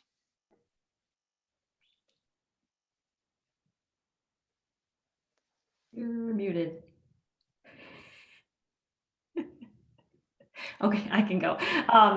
Robert and Heather and Jeff, I thank you so much for this. When I first saw it in the packet, I was utterly confused. So thank you for the information. And as I was churning through things, you then answered the question. I am so thrilled with this schedule. There's so many things that I feel like this ticks off a lot of things that I mean, personally, our family has struggled with. I love the longer periods. I love the rotation. I especially love the flex time. And then Jeff, as you said, the accountability of the flex learning app, it's brilliant, really. Because I know that I do have, God love him, but I have a child that really struggles with trying to structure his own time. And just there's an accountability factor there that I think it helps both the teacher in fostering a relationship with the student, and then the student kind of growing more independent and gaining those executive functioning skills. I'm also really thrilled that the same advisor is going to stay with them for the 4 years. And really that's another connectedness piece that they'll have. And then the common planning time really cemented in there for the teachers is so important. And I'm glad that that's going to be a constant. And I'm assuming that that's common planning time by, I don't know if it's grade level or if it would just be by subject core. A little bit of both. A little bit of both. Okay. Yeah, a little bit of both.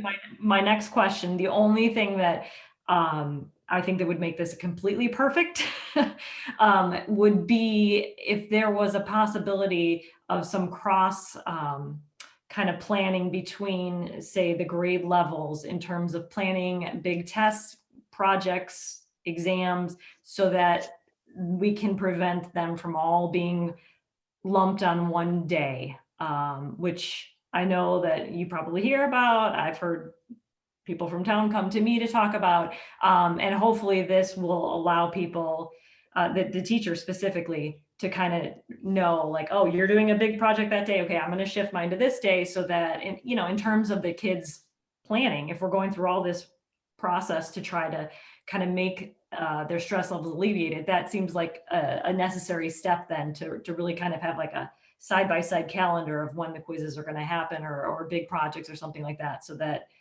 you know, we aren't overburdened. So I don't know if you guys have given any thought to that, or yeah, Heather's shaking her head. Yes. Okay. Yeah, you know, we don't Great. have a time right now where everyone is off.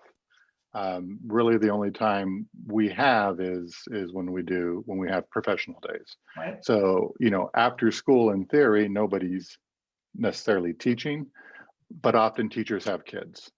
So there really isn't a time where everyone's off. And a few teachers might have the same period off at the same period, but it's not everybody. So it definitely opens up the potential for more coordination between teachers, between departments. And that's just something that we don't have right now. I'm so thrilled. Thank you so much I'm sure this was a lot of work. So I wish we could start tomorrow. I wish a lot of things, but Me too. thank you so much. Thank you. Yeah, this looks really great. Very excited to see that, and it's going to be a huge improvement to the programming. So very excited to see it happening, and glad that the staff are on board with it. 'Cause, you know, change is hard, especially high school staff and the schedule. I sent a picture of it to my wife because she's obviously a high school teacher. So and I do a similar schedule in Sharon. Well, in normal times they do a similar schedule, and it's going to be great. So that's awesome. Anna Mae, Thank you for the work. Hallelujah. I'm just so excited right now. You know, it's been a long time since we've had a lot of hope in our meetings. And then I think tonight, tonight, I think with this report and, you know, more synchronous learning that the state is mandating, I think, you know, we're on the right trajectory. And I just want to commend Heather and Robert and Perry Oasis and all the folks that worked on this. I was on Jeff. the SEL task force. Oh, yeah. Of course. Oh, Jeff. Yes, of course, Jeff. I was just thinking way back when, I remember 2 years ago when you guys came up with the survey that you gave to the teachers, and Heather was adamant to get 100% response, and she worked it hard. And I believe that this new schedule encompasses the spirit of what you got from that survey, that you really worked hard to listen to the teachers and even the students on the panel or on our SEL, group regarding the schedule. You listen to the students, and there were a couple of parents. So I commend you guys, thank you. Thank you very much. It seemed so daunting way back then. And then this is the end product. And it just goes to show change takes some time, but this is a beautiful project. And so, or end product. And I know there'll be more tweaks, but I thank you, I commend you. My husband works at Needham High School, and he loves that flex block, or that they call it X block over there, where, he does, like, this kid needs to come in, and he'll book a kid to come in, and it's just an extra safety net. And I think it really, it's good for everyone. So thank you. Thank you. It allows for some level of personalized differentiated learning as well that sometimes gets lost in the high school in the shorter periods, and the amount of time, they spend kind of turning through 7 classes a day. It can be. One of the things that we liked about the advisory piece, it almost takes that advisory to another level, meaning that you, in theory, have the same advisor for 4 years. That advisor, that teacher, is going to know the kids really well. And, some students I know will be very efficient at scheduling their week. Some are going to need some help. And the more we know the students, the more support and the better advice, suggestions, ideas we can give for them to most benefit. That will most benefit them during this flex time. So, that's when it really begins to kind of take that teacher, advisor, student relationship to the next level, is when the adults in the building can really guide students to the types of supports they need and know them well enough to, and have that relationship developed enough to be able to work synchronously. So that's a big part of what, the advisor flex period is hopefully gonna do for our kids. Andrew, Leo, you spoke. Tim, anyone? I don't really have any specific comments. I just think that, You're like, I'm leaving, man. no, I'm leaving. I'm kind of sad. It sounds nice. And also, I know someone mentioned earlier about why, I think it was Mr. Parga, about why students don't take study halls. And I think there was kind of this pressure that, if I don't fill that gap with a, honors writing seminar or some class that's going to boost your GPA, then you're afraid that something else might happen. College counselors are going to see your schedule and see a hole and see 0 credits to pass fail or whatever it is. And they're going to say, oh, well, this kid bunted and they're not going to. So that was kind of the fear, but building it in and forcing everyone to do it, not forcing, but, kind of giving everyone that opportunity to have that time is definitely going to be nice. Yeah.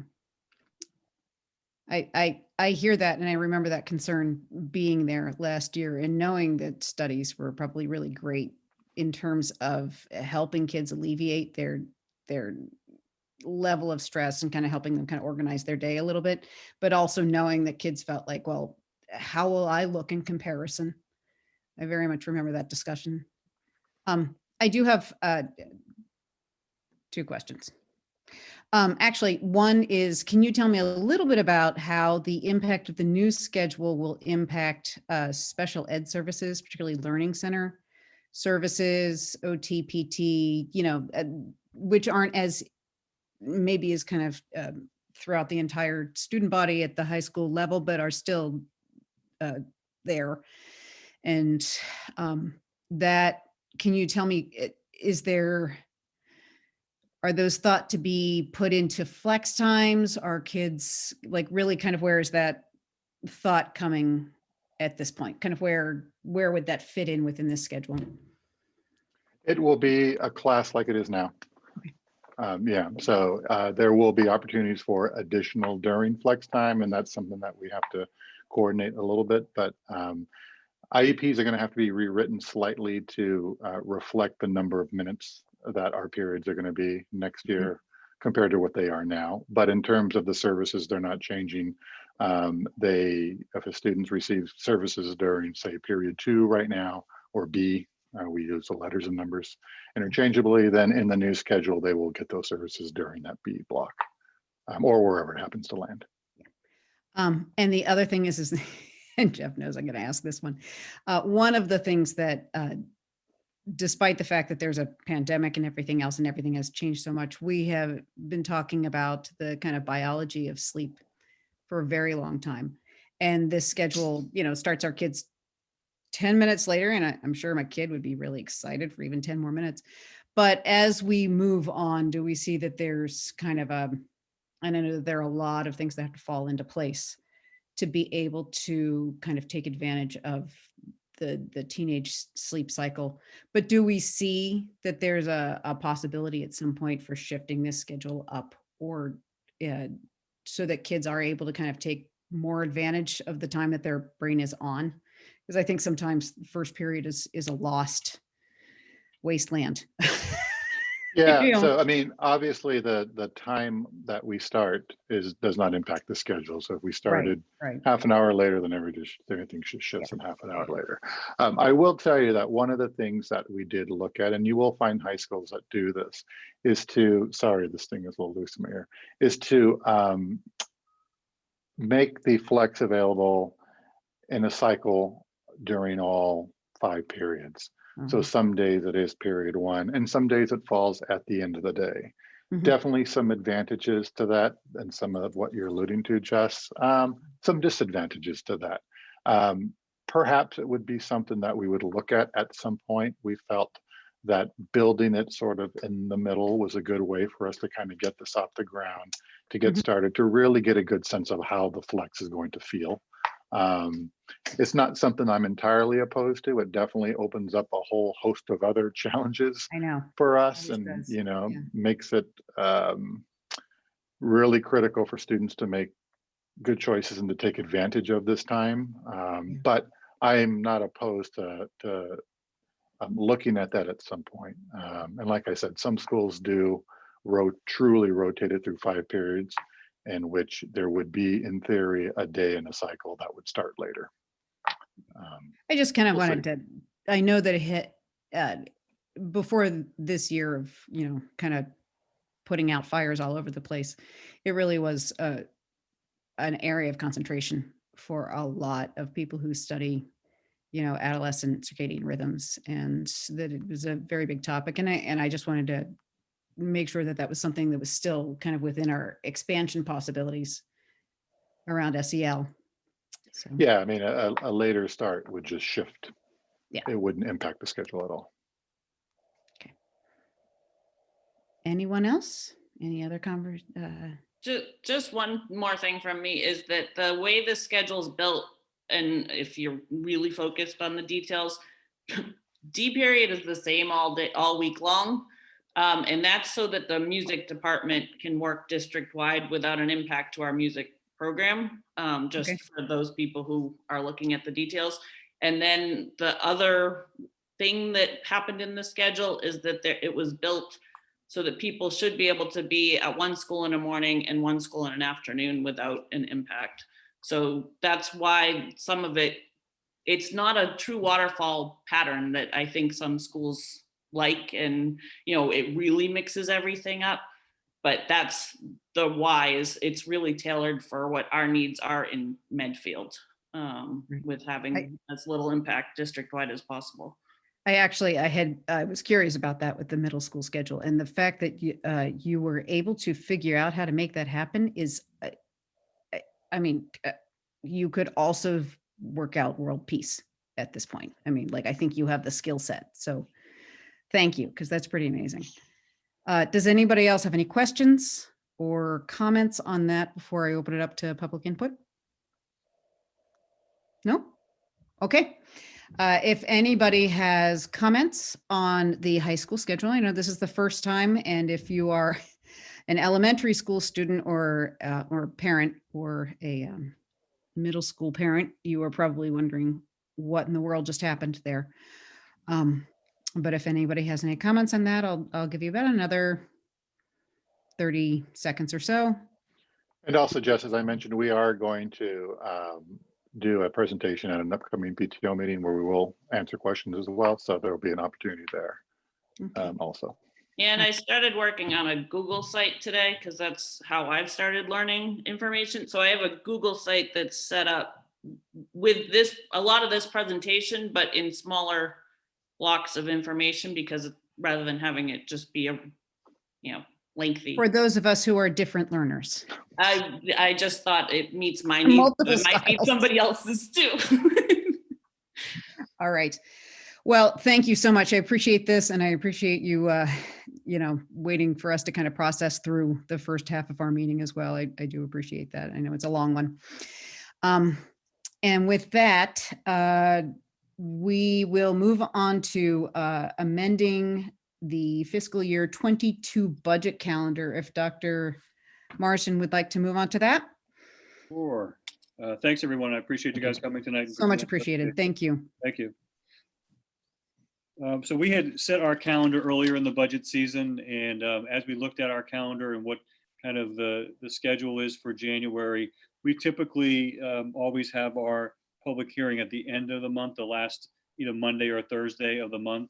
So we wanted to ask you to revote the budget calendar if you'd like to change that public hearing, which is going to be a little bit different this year. So when we do our posting for the public hearing, we actually have to put the Zoom link and the password on the actual ad in the paper, which is something we've never had to do before because we've always done these in person. So it's going to look a little bit different. We have it all ready to go. If you so choose to change the date this evening, it will go in the local papers as required. I know that each year it always comes up as an issue on Facebook about that we didn't post it correctly, and it has to be posted here, there, and everywhere. The requirement is that it has to be posted in a newspaper in the town that is regularly accessed by individuals that live there. So we do that every year. We do it correctly every year. So I just wanted to kind of get ahead of that, because I'm sure that's coming soon. So that's the ad's ready to go if you folks are able to or willing to move the date and revote that calendar. This would also move the regular school committee meeting to that 28th. That's as correct. so you would have both the budget hearing at 7 PM and then the regular school committee meeting would follow. Correct. Right. So just to make sure that everybody is aware of that. So Justin, does that mean that this agenda, which says next meeting, January 21st, would then be? Would then be amended, yes. Or that all the right. agenda, I mean, we can't, I looked at that a little funny too, because I know that we had kind of surveyed whether that was possible for us to be able to do, but Okay. we would then move that. But it wasn't official yet, so it can't be on the agenda. Exactly. And in fact, we may have another meeting in between that. So, all right. So, unless anybody has any comment about that, I think it's a fairly easy lift. Garlic's the meeting night as well. I know that we're going to have to talk to Denise and make her change her night because ours seems to be pretty steady over Yeah, the it's last. 2 nights, two years in a row that's happened, so. Yeah. Bummer. Okay, so do I hear a motion to amend the fiscal year 22 budget calendar to move the date of the public budget hearing to January 28th, 2021 at 7 PM? So moved. Anna Mae Second. and Leo seconds. I will do a roll call now. Leo Brem Aye. and Tim Knight. Megan Glenn Aye. Hey, sorry. and Anna Mae O'Shea Brooke. Aye. And Jessica Riley, aye. The motion passes. The budget hearing will be on January 28th at 7 PM. Okay, on to Dr. Marsden, if you could review the NASDAQ production, whatever those are, predictions. Projections. Sorry, That's okay. projections. That's all right. So as you know, thank you. You Madam guys Chair. have been here for the same 4 hours that I've been here, right? Every year around this time is when we typically get our enrollment projections from NASDAQ. So we submit after October 1, we submit our October 1 enrollment, which, as you know, is a key date in Massachusetts. So that October 1 enrollment really drives the Chapter 70 money that the states get now, that the districts get. One of the things that we're working on with our association, I know your association is doing the same, is trying to hold districts harmless because there's been a decrease. I think I heard today of 4% in school districts in the state in enrollment. And there's many reasons for it, but all of them tied to COVID-19 and models that districts are in. So we're hoping that we're held harmless. We do have some changes and differences in our enrollment as well for this year. So the projection, NASDAQ does this for, I think, over 400 districts within New England. Medfield's always used NASDAQ. I use NASDAQ in my former district and my district before that. So it's pretty much the gold standard around here for what we do for projected enrollment. I guess I just want to turn your attention to the projected enrollments for the 2021-2022 school year, particularly looking at our kindergarten projection. So as I said earlier this evening, we said that we have 164 kids currently in our kindergarten program. You'll see that next year, the projection, and this is based on live births, by the way. This isn't a projection of kids that may move in. It's really kids that are already living here according to the census and the data that we submit to them. They're projecting that we'll have 233 students in full day kindergarten next year. So to be clear, they did project a lot higher last year, what we were going to have in kindergarten, and that didn't come through. We have 10 students in kindergarten for this year that are homeschooled, 18 students, I said earlier, held back by parents. And district-wide, we have 42 students district-wide K to 12 that are new to private school this year, which is a little bit higher than we normally have. Typically, we see that drop off around 7th, 8th, or 9th grade, where kids typically go to private school. But I think, based on our model, there are some folks that wanted to pull their kids out and get them in a different model, so that the private school went up a little bit higher this year. So Can I ask a quick clarification question? Sure. So we had 18 kids who were held this year. So those 18 could ostensibly be added to this 233. They could be. Okay. And you said full day K, or are these just simply kindergarten age kids? kindergarten age kids. Okay, thank you. So, typically we have that, as I said earlier, we typically have between 14 and 21 or so that are held back each year. I think one year that I've been here, we've had as high as 24. So that's essentially a whole class. That was that famous grade. Yeah. So I think that's a whole classroom of kids that are held back, and so they will impact the projections as well. So I just, one of the things that we're looking at is the impact this will have, number one, on our budget, and number two, our ability to provide full day kindergarten for all that want it next year. So we're looking back into that issue we've had a few years ago, that we had to do a lottery or something to make sure that everyone was in full day kindergarten. To be clear, though, our data that we have with our outreach and our numbers, we don't have the 233. So Okay. ours are much lower. They're hovering around the 190 range or so, which is what we found in the last couple of years. So the issue that we've had with NESDEC, and the issue that we've had when we went to MSBA, is when they do this analysis, they look at the birth to kindergarten ratio. And I know that NESDEC told me this a few years ago, that we have one of the highest birth to kindergarten, which means that kids are born in another town and families move in prior to the child attending kindergarten. So that ratio that we have here. It was Hopkinton, Sudbury, and Medfield were the three top for many, many years. That has continued. When we had our meeting a few years ago, when it was now, our enrollment certification meeting with MSBA, it seems like forever ago, but it was probably 2 years ago. When we walked into the room, they said, we have never seen a birth to kindergarten ratio this high in our analysis. So, that means that, as we see with real estate around here, it's pretty robust in terms of families moving in, and they're doing it after their child is born. So that becomes a difficult predictor on how many kids we're actually going to have that come into kindergarten. So I just wanted to bring that to your attention, because we've seen these projections now from both MSBA and NESDEC over the last 3 years of this large bubble of kids coming through, which really was the reason behind the school that we're building, hopefully at the Wheelock site, the new Dale Street School, was going to be that large because of the projections and the kids that are here. So if you look at that, and I'm looking at the one that says on the top, Medfield, Mass projected enrollment. Unfortunately, there's no pagination here. So I think it's the fourth page. Yeah.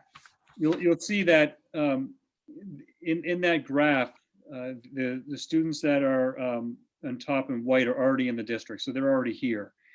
The blue students, that light blue, those are students based on births that are already living in town. They're already here and they've already been born. The dark blue is based on the estimation of births and projection of births in the town. So, those obviously are less reliable, the dark blue, but that light blue, based on kids that are already here. That's still not small.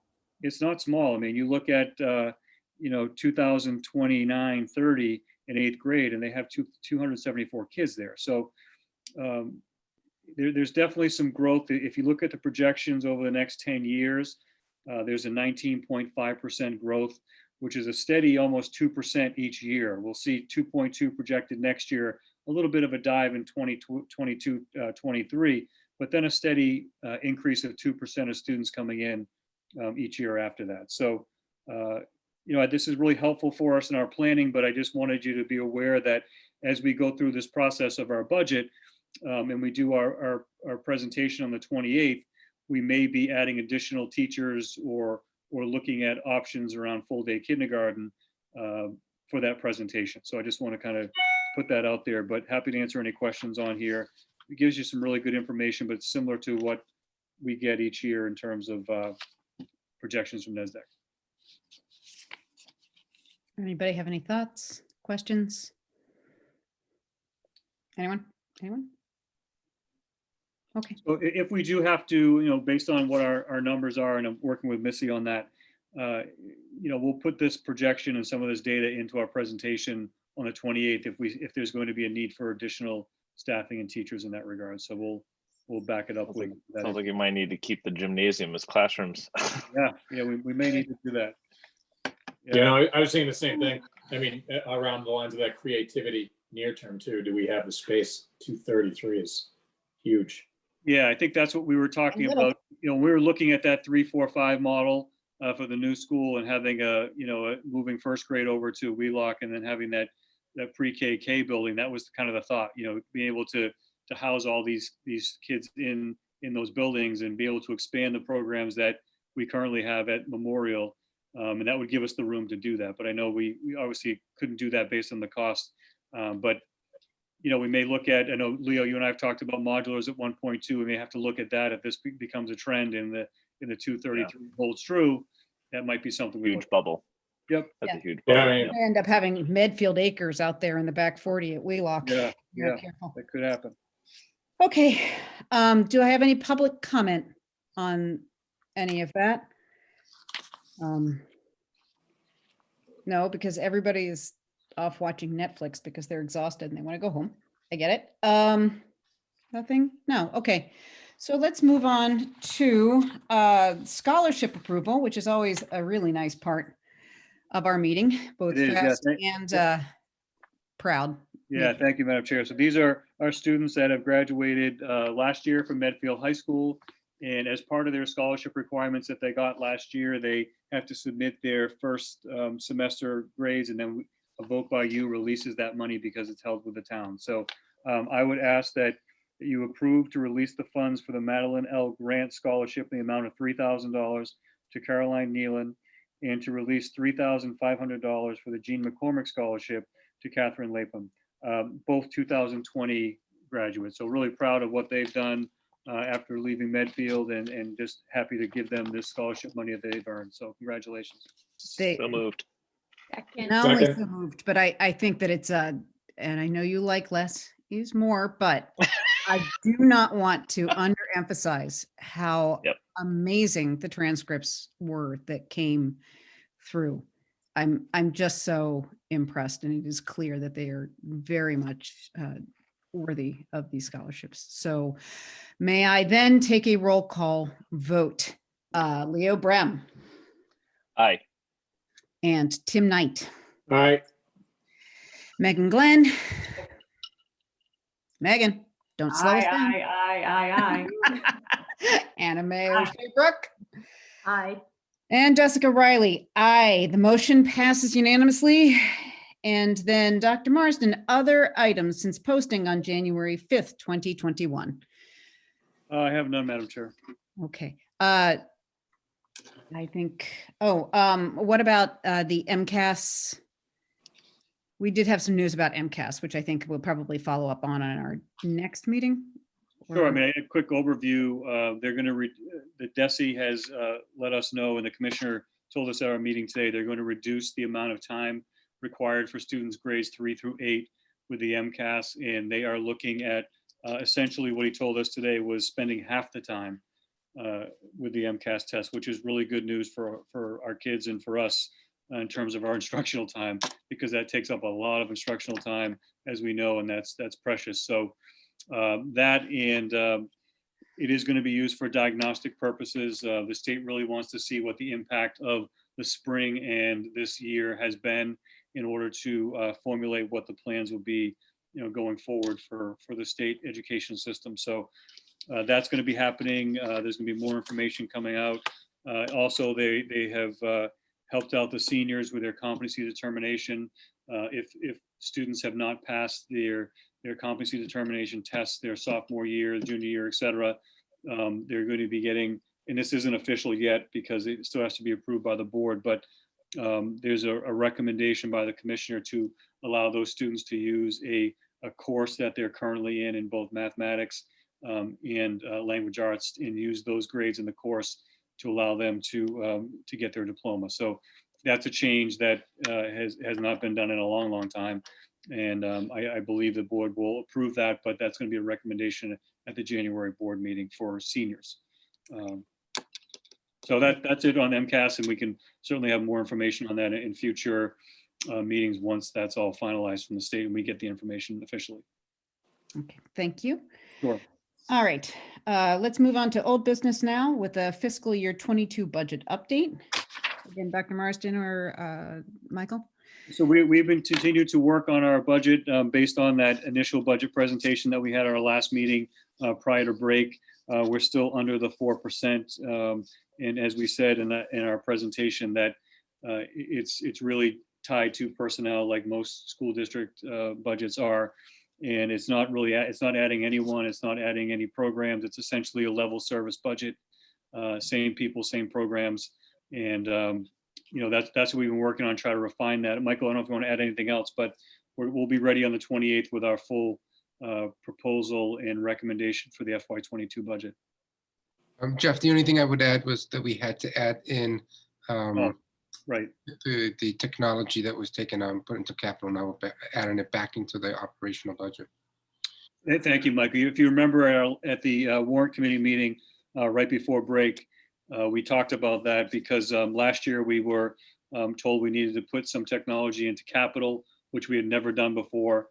We put that into capital, and we did it again this year because we were told last year to do that, and now we're being asked to remove that. So we just need to get clarification, have a conversation with capital and the warrant committee to make sure everyone's on the same page, because it's a significant amount of money to take out and put back in and take out and put back in. So we want to make sure that we have it straight and the guidelines that we have from the town are accurate. So we want to make sure we have that conversation with both the warrant committee and the town.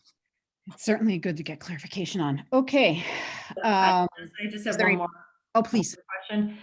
In the last, I think it was the last meeting when you presented the first round of the budget to us, we had discussed you putting in another adjustment counselor. Is that going to? Yes.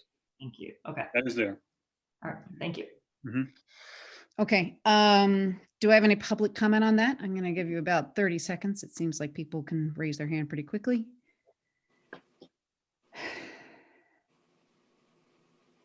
Anybody have a Jeopardy song or anything that you'd like to sing?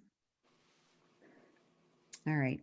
I'm going to say it's reasonable that people will give us their public comment on the 28th. So to move on to the mascot task force update, which is me.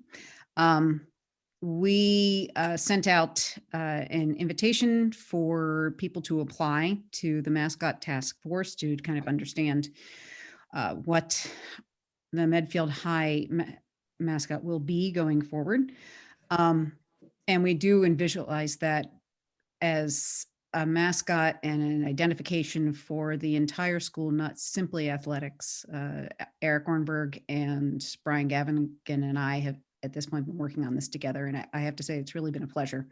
They really have a really great understanding of kind of what this decision means for the department and the district, and how we bring ourselves together as a full community and not simply kind of just on our uniforms as we go out on athletic competitions. So the due date for that is January 8th, which is tomorrow. We've had a lot of applications, and I think we have a really nice balance of people. Like we said, we want this to be a conversation in which people are able to listen to each other and have an informed debate and discussion about the meaning of this representation for our district going forward. And that is all I'm going to say about that, unless, of course, anybody out there would like to join the task force, and then please, I urge you to reach out to me. All right. And we're trying to also bring people in from the community, alumni, otherwise. Public comment? Quick question. Or anime comment? Yeah, so high school students have been asked, are you asking like 8th graders or? Yes, we actually, Brian Gavigan sent out a invitation to all Blakers, and we did get several, and not even just 8th graders, but 7th graders. Yeah, I mean, 5th graders. What? Any K5s, 5th graders? They're really good at mascots. They are very good at mascots, and actually their input will be asked for in the future. So, and we are trying to reach out to the elementary ages, teachers and parents as well, to make sure that we get that input, because these are the kids who are going to have to live with this mascot much longer than the high school kids will. So, and Jess, can you clarify, because I saw the original letter, and that original letter, it didn't make it clear that you're also asking students to join. So did that come separately, like through the schools? So students received invitations through the school as well. And actually, I'd say about 50% of our membership at this point is high school students on all sides of the debate. So Okay. they got Cool. the message. I mean, but we also did send it out to parents as well. And we've been recruiting kind of throughout the community, not one side or the other, just asking people to, if they're invested, we'd like to hear from them. So, okay. I'm going to assume there's no public comment on that update, but if there is, speak now, forever hold your peace. Okay, I'm going to move on to the Dale Street project. If Anna Mae and Tim, you want to give us an update on what's going on there, or Jeff, anyone? Yeah, sure. I'll start off. So we have the Wheelock Neighborhood Traffic Questionnaire that is out and about. And in theory, that was going to close tomorrow, January 8th at noon. But because of the holidays and just the preoccupations this week of just stuff and chaos, and we thought it would be prudent to leave the questionnaire open until Monday at noon. And we're going to have a public forum with the analysis of that survey and traffic on Monday, February the 1st. Okay. Leo, do you want to mention the joint meeting we're having on the 3rd? Yeah, so we have a joint meeting coming up with the selectmen, and is it just the selectmen? It's to review, we've got a meeting coming up around the sustainable energy review.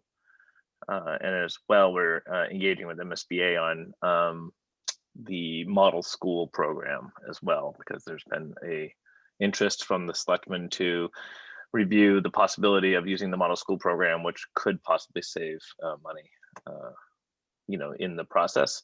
But we will keep everyone posted on that for sure. So we just talked about it, Jess. I know you look cryptic, like, wait a minute. Only because So, I couldn't figure out what kind of animal was behind Leo's shoulder. It's a cat. Cat that shows up in all of my. So that was I was like, Yeah. All right. So yes, so I think Mike Quinlan will reach out to you February 3rd. They're looking for a joint meeting to just review the feedback from MSBA. Okay. Models. Leo, I'm more just curious, the model school, I mean, everyone loves the idea of saving money.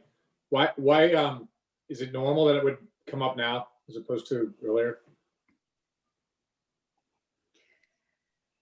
I'll mute myself on that one. You go ahead. Yeah. That's one of those mouth moments. So the model school program was an old program from MSBA that still exists, hasn't been taken advantage of very much. What it does is it allows you to have like a set, it's supposed to save money by having a set amount of predictive cost to construction. The issue is it's very limited in scope, and it didn't end up saving a lot of money over time. So they actually do not push it as much anymore. And essentially what it was is you could just pick from a catalog, and then supposedly there would be these builders who know exactly how to build the school. But they don't push it anymore, but it is something we're exploring simply to see if there's any possibility of cost savings and viability that align with our needs with any of the model schools. We are following the lead of the Standing Building Committee, and obviously Mike Quinlan is extremely well versed in this space. I personally have not worked on a project with the model school program, but like Ashland High School happens to be the high school model school. And then obviously we're building an elementary school, so we would find one to review. But a building is a building, and they all take steel and they all have labor. And so the square footage is still square footage. So the reality is that they found that they weren't actually saving money through the model, and it was forcing school districts to kind of use these cookie cutter schools. Not that they were terrible looking schools, but they were just cookie cutter, and so we would have to find one and position it, just like if you had gotten a pre-built prefab building, you would have to fit it on our site accordingly. Whereas our building today, the designs you've seen so far have been crafted around our site. So, but we're exploring In all our opportunities. educational plan.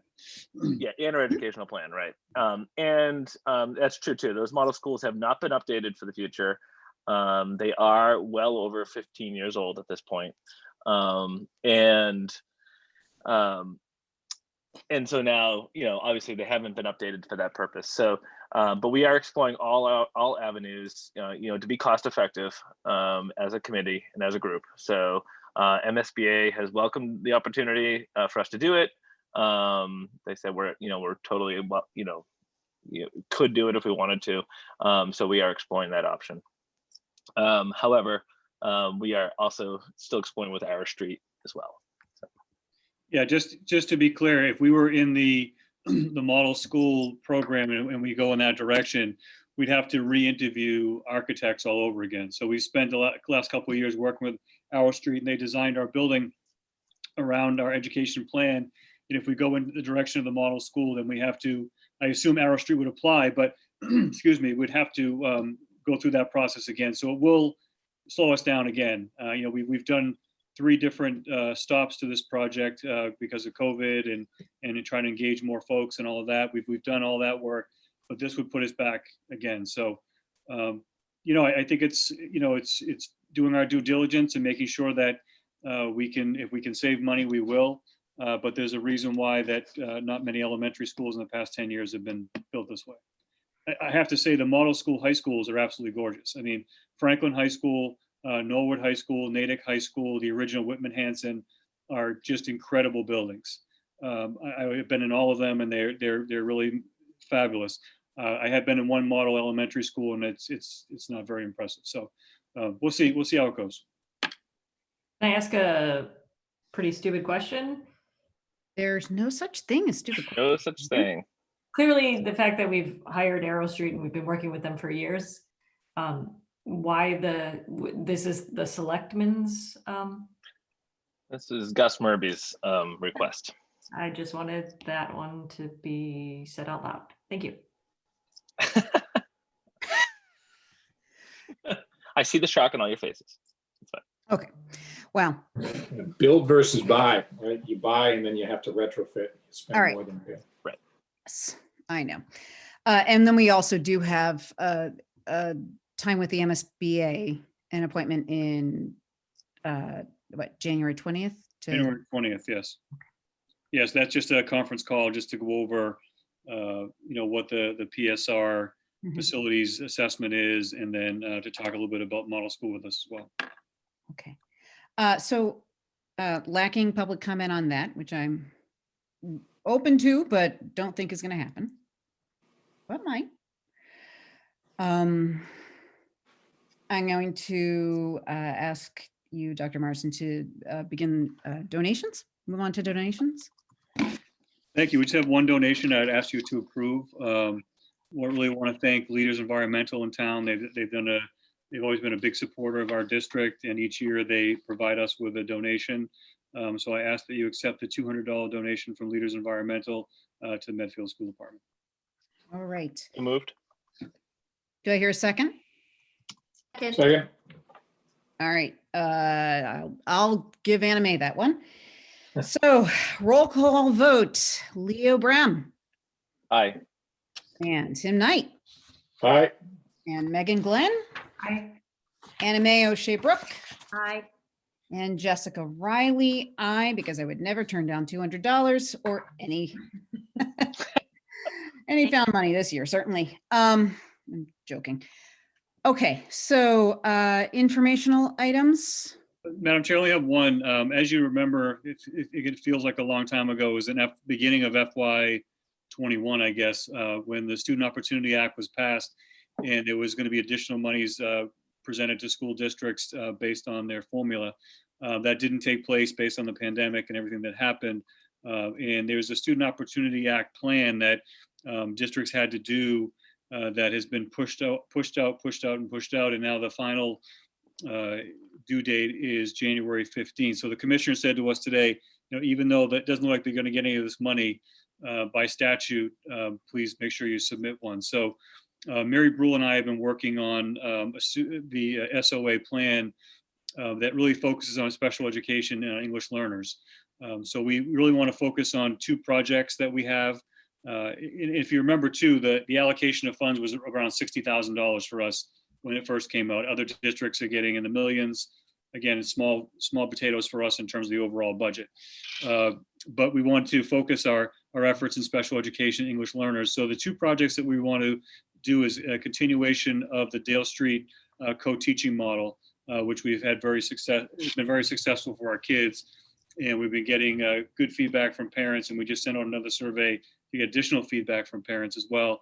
And then we started something new last year where we did a boot camp over the summer for students that we really thought needed additional support after being remote for X amount of months. And we felt that went extremely, extremely well. We want to expand that and include our English learner students in that for next year. So those are 2 that we feel are very valuable projects for the district that fall under the subgroup and the spirit of the Student Opportunity Act. So we're putting that plan together, and I would ask that you host a meeting next week where we have just this on the agenda, and at least for open session, and we could do a short presentation, and then it's recommended that the school committee approves it. But I think it's a smart thing to do because it's financially, even though we won't probably see the money. The commissioner asked us to make sure that we do that. So I would ask you to consider a meeting next week, and we could do that so anytime that works for the 5 of you, and we'll move forward with our plan. Okay, so I did do a survey, reply only to me, about times, and I think, unfortunately, I didn't write it down, but I think that was it Tuesday at 5 p.m. that we said would work? Yeah. Yeah. Yeah. So we would do the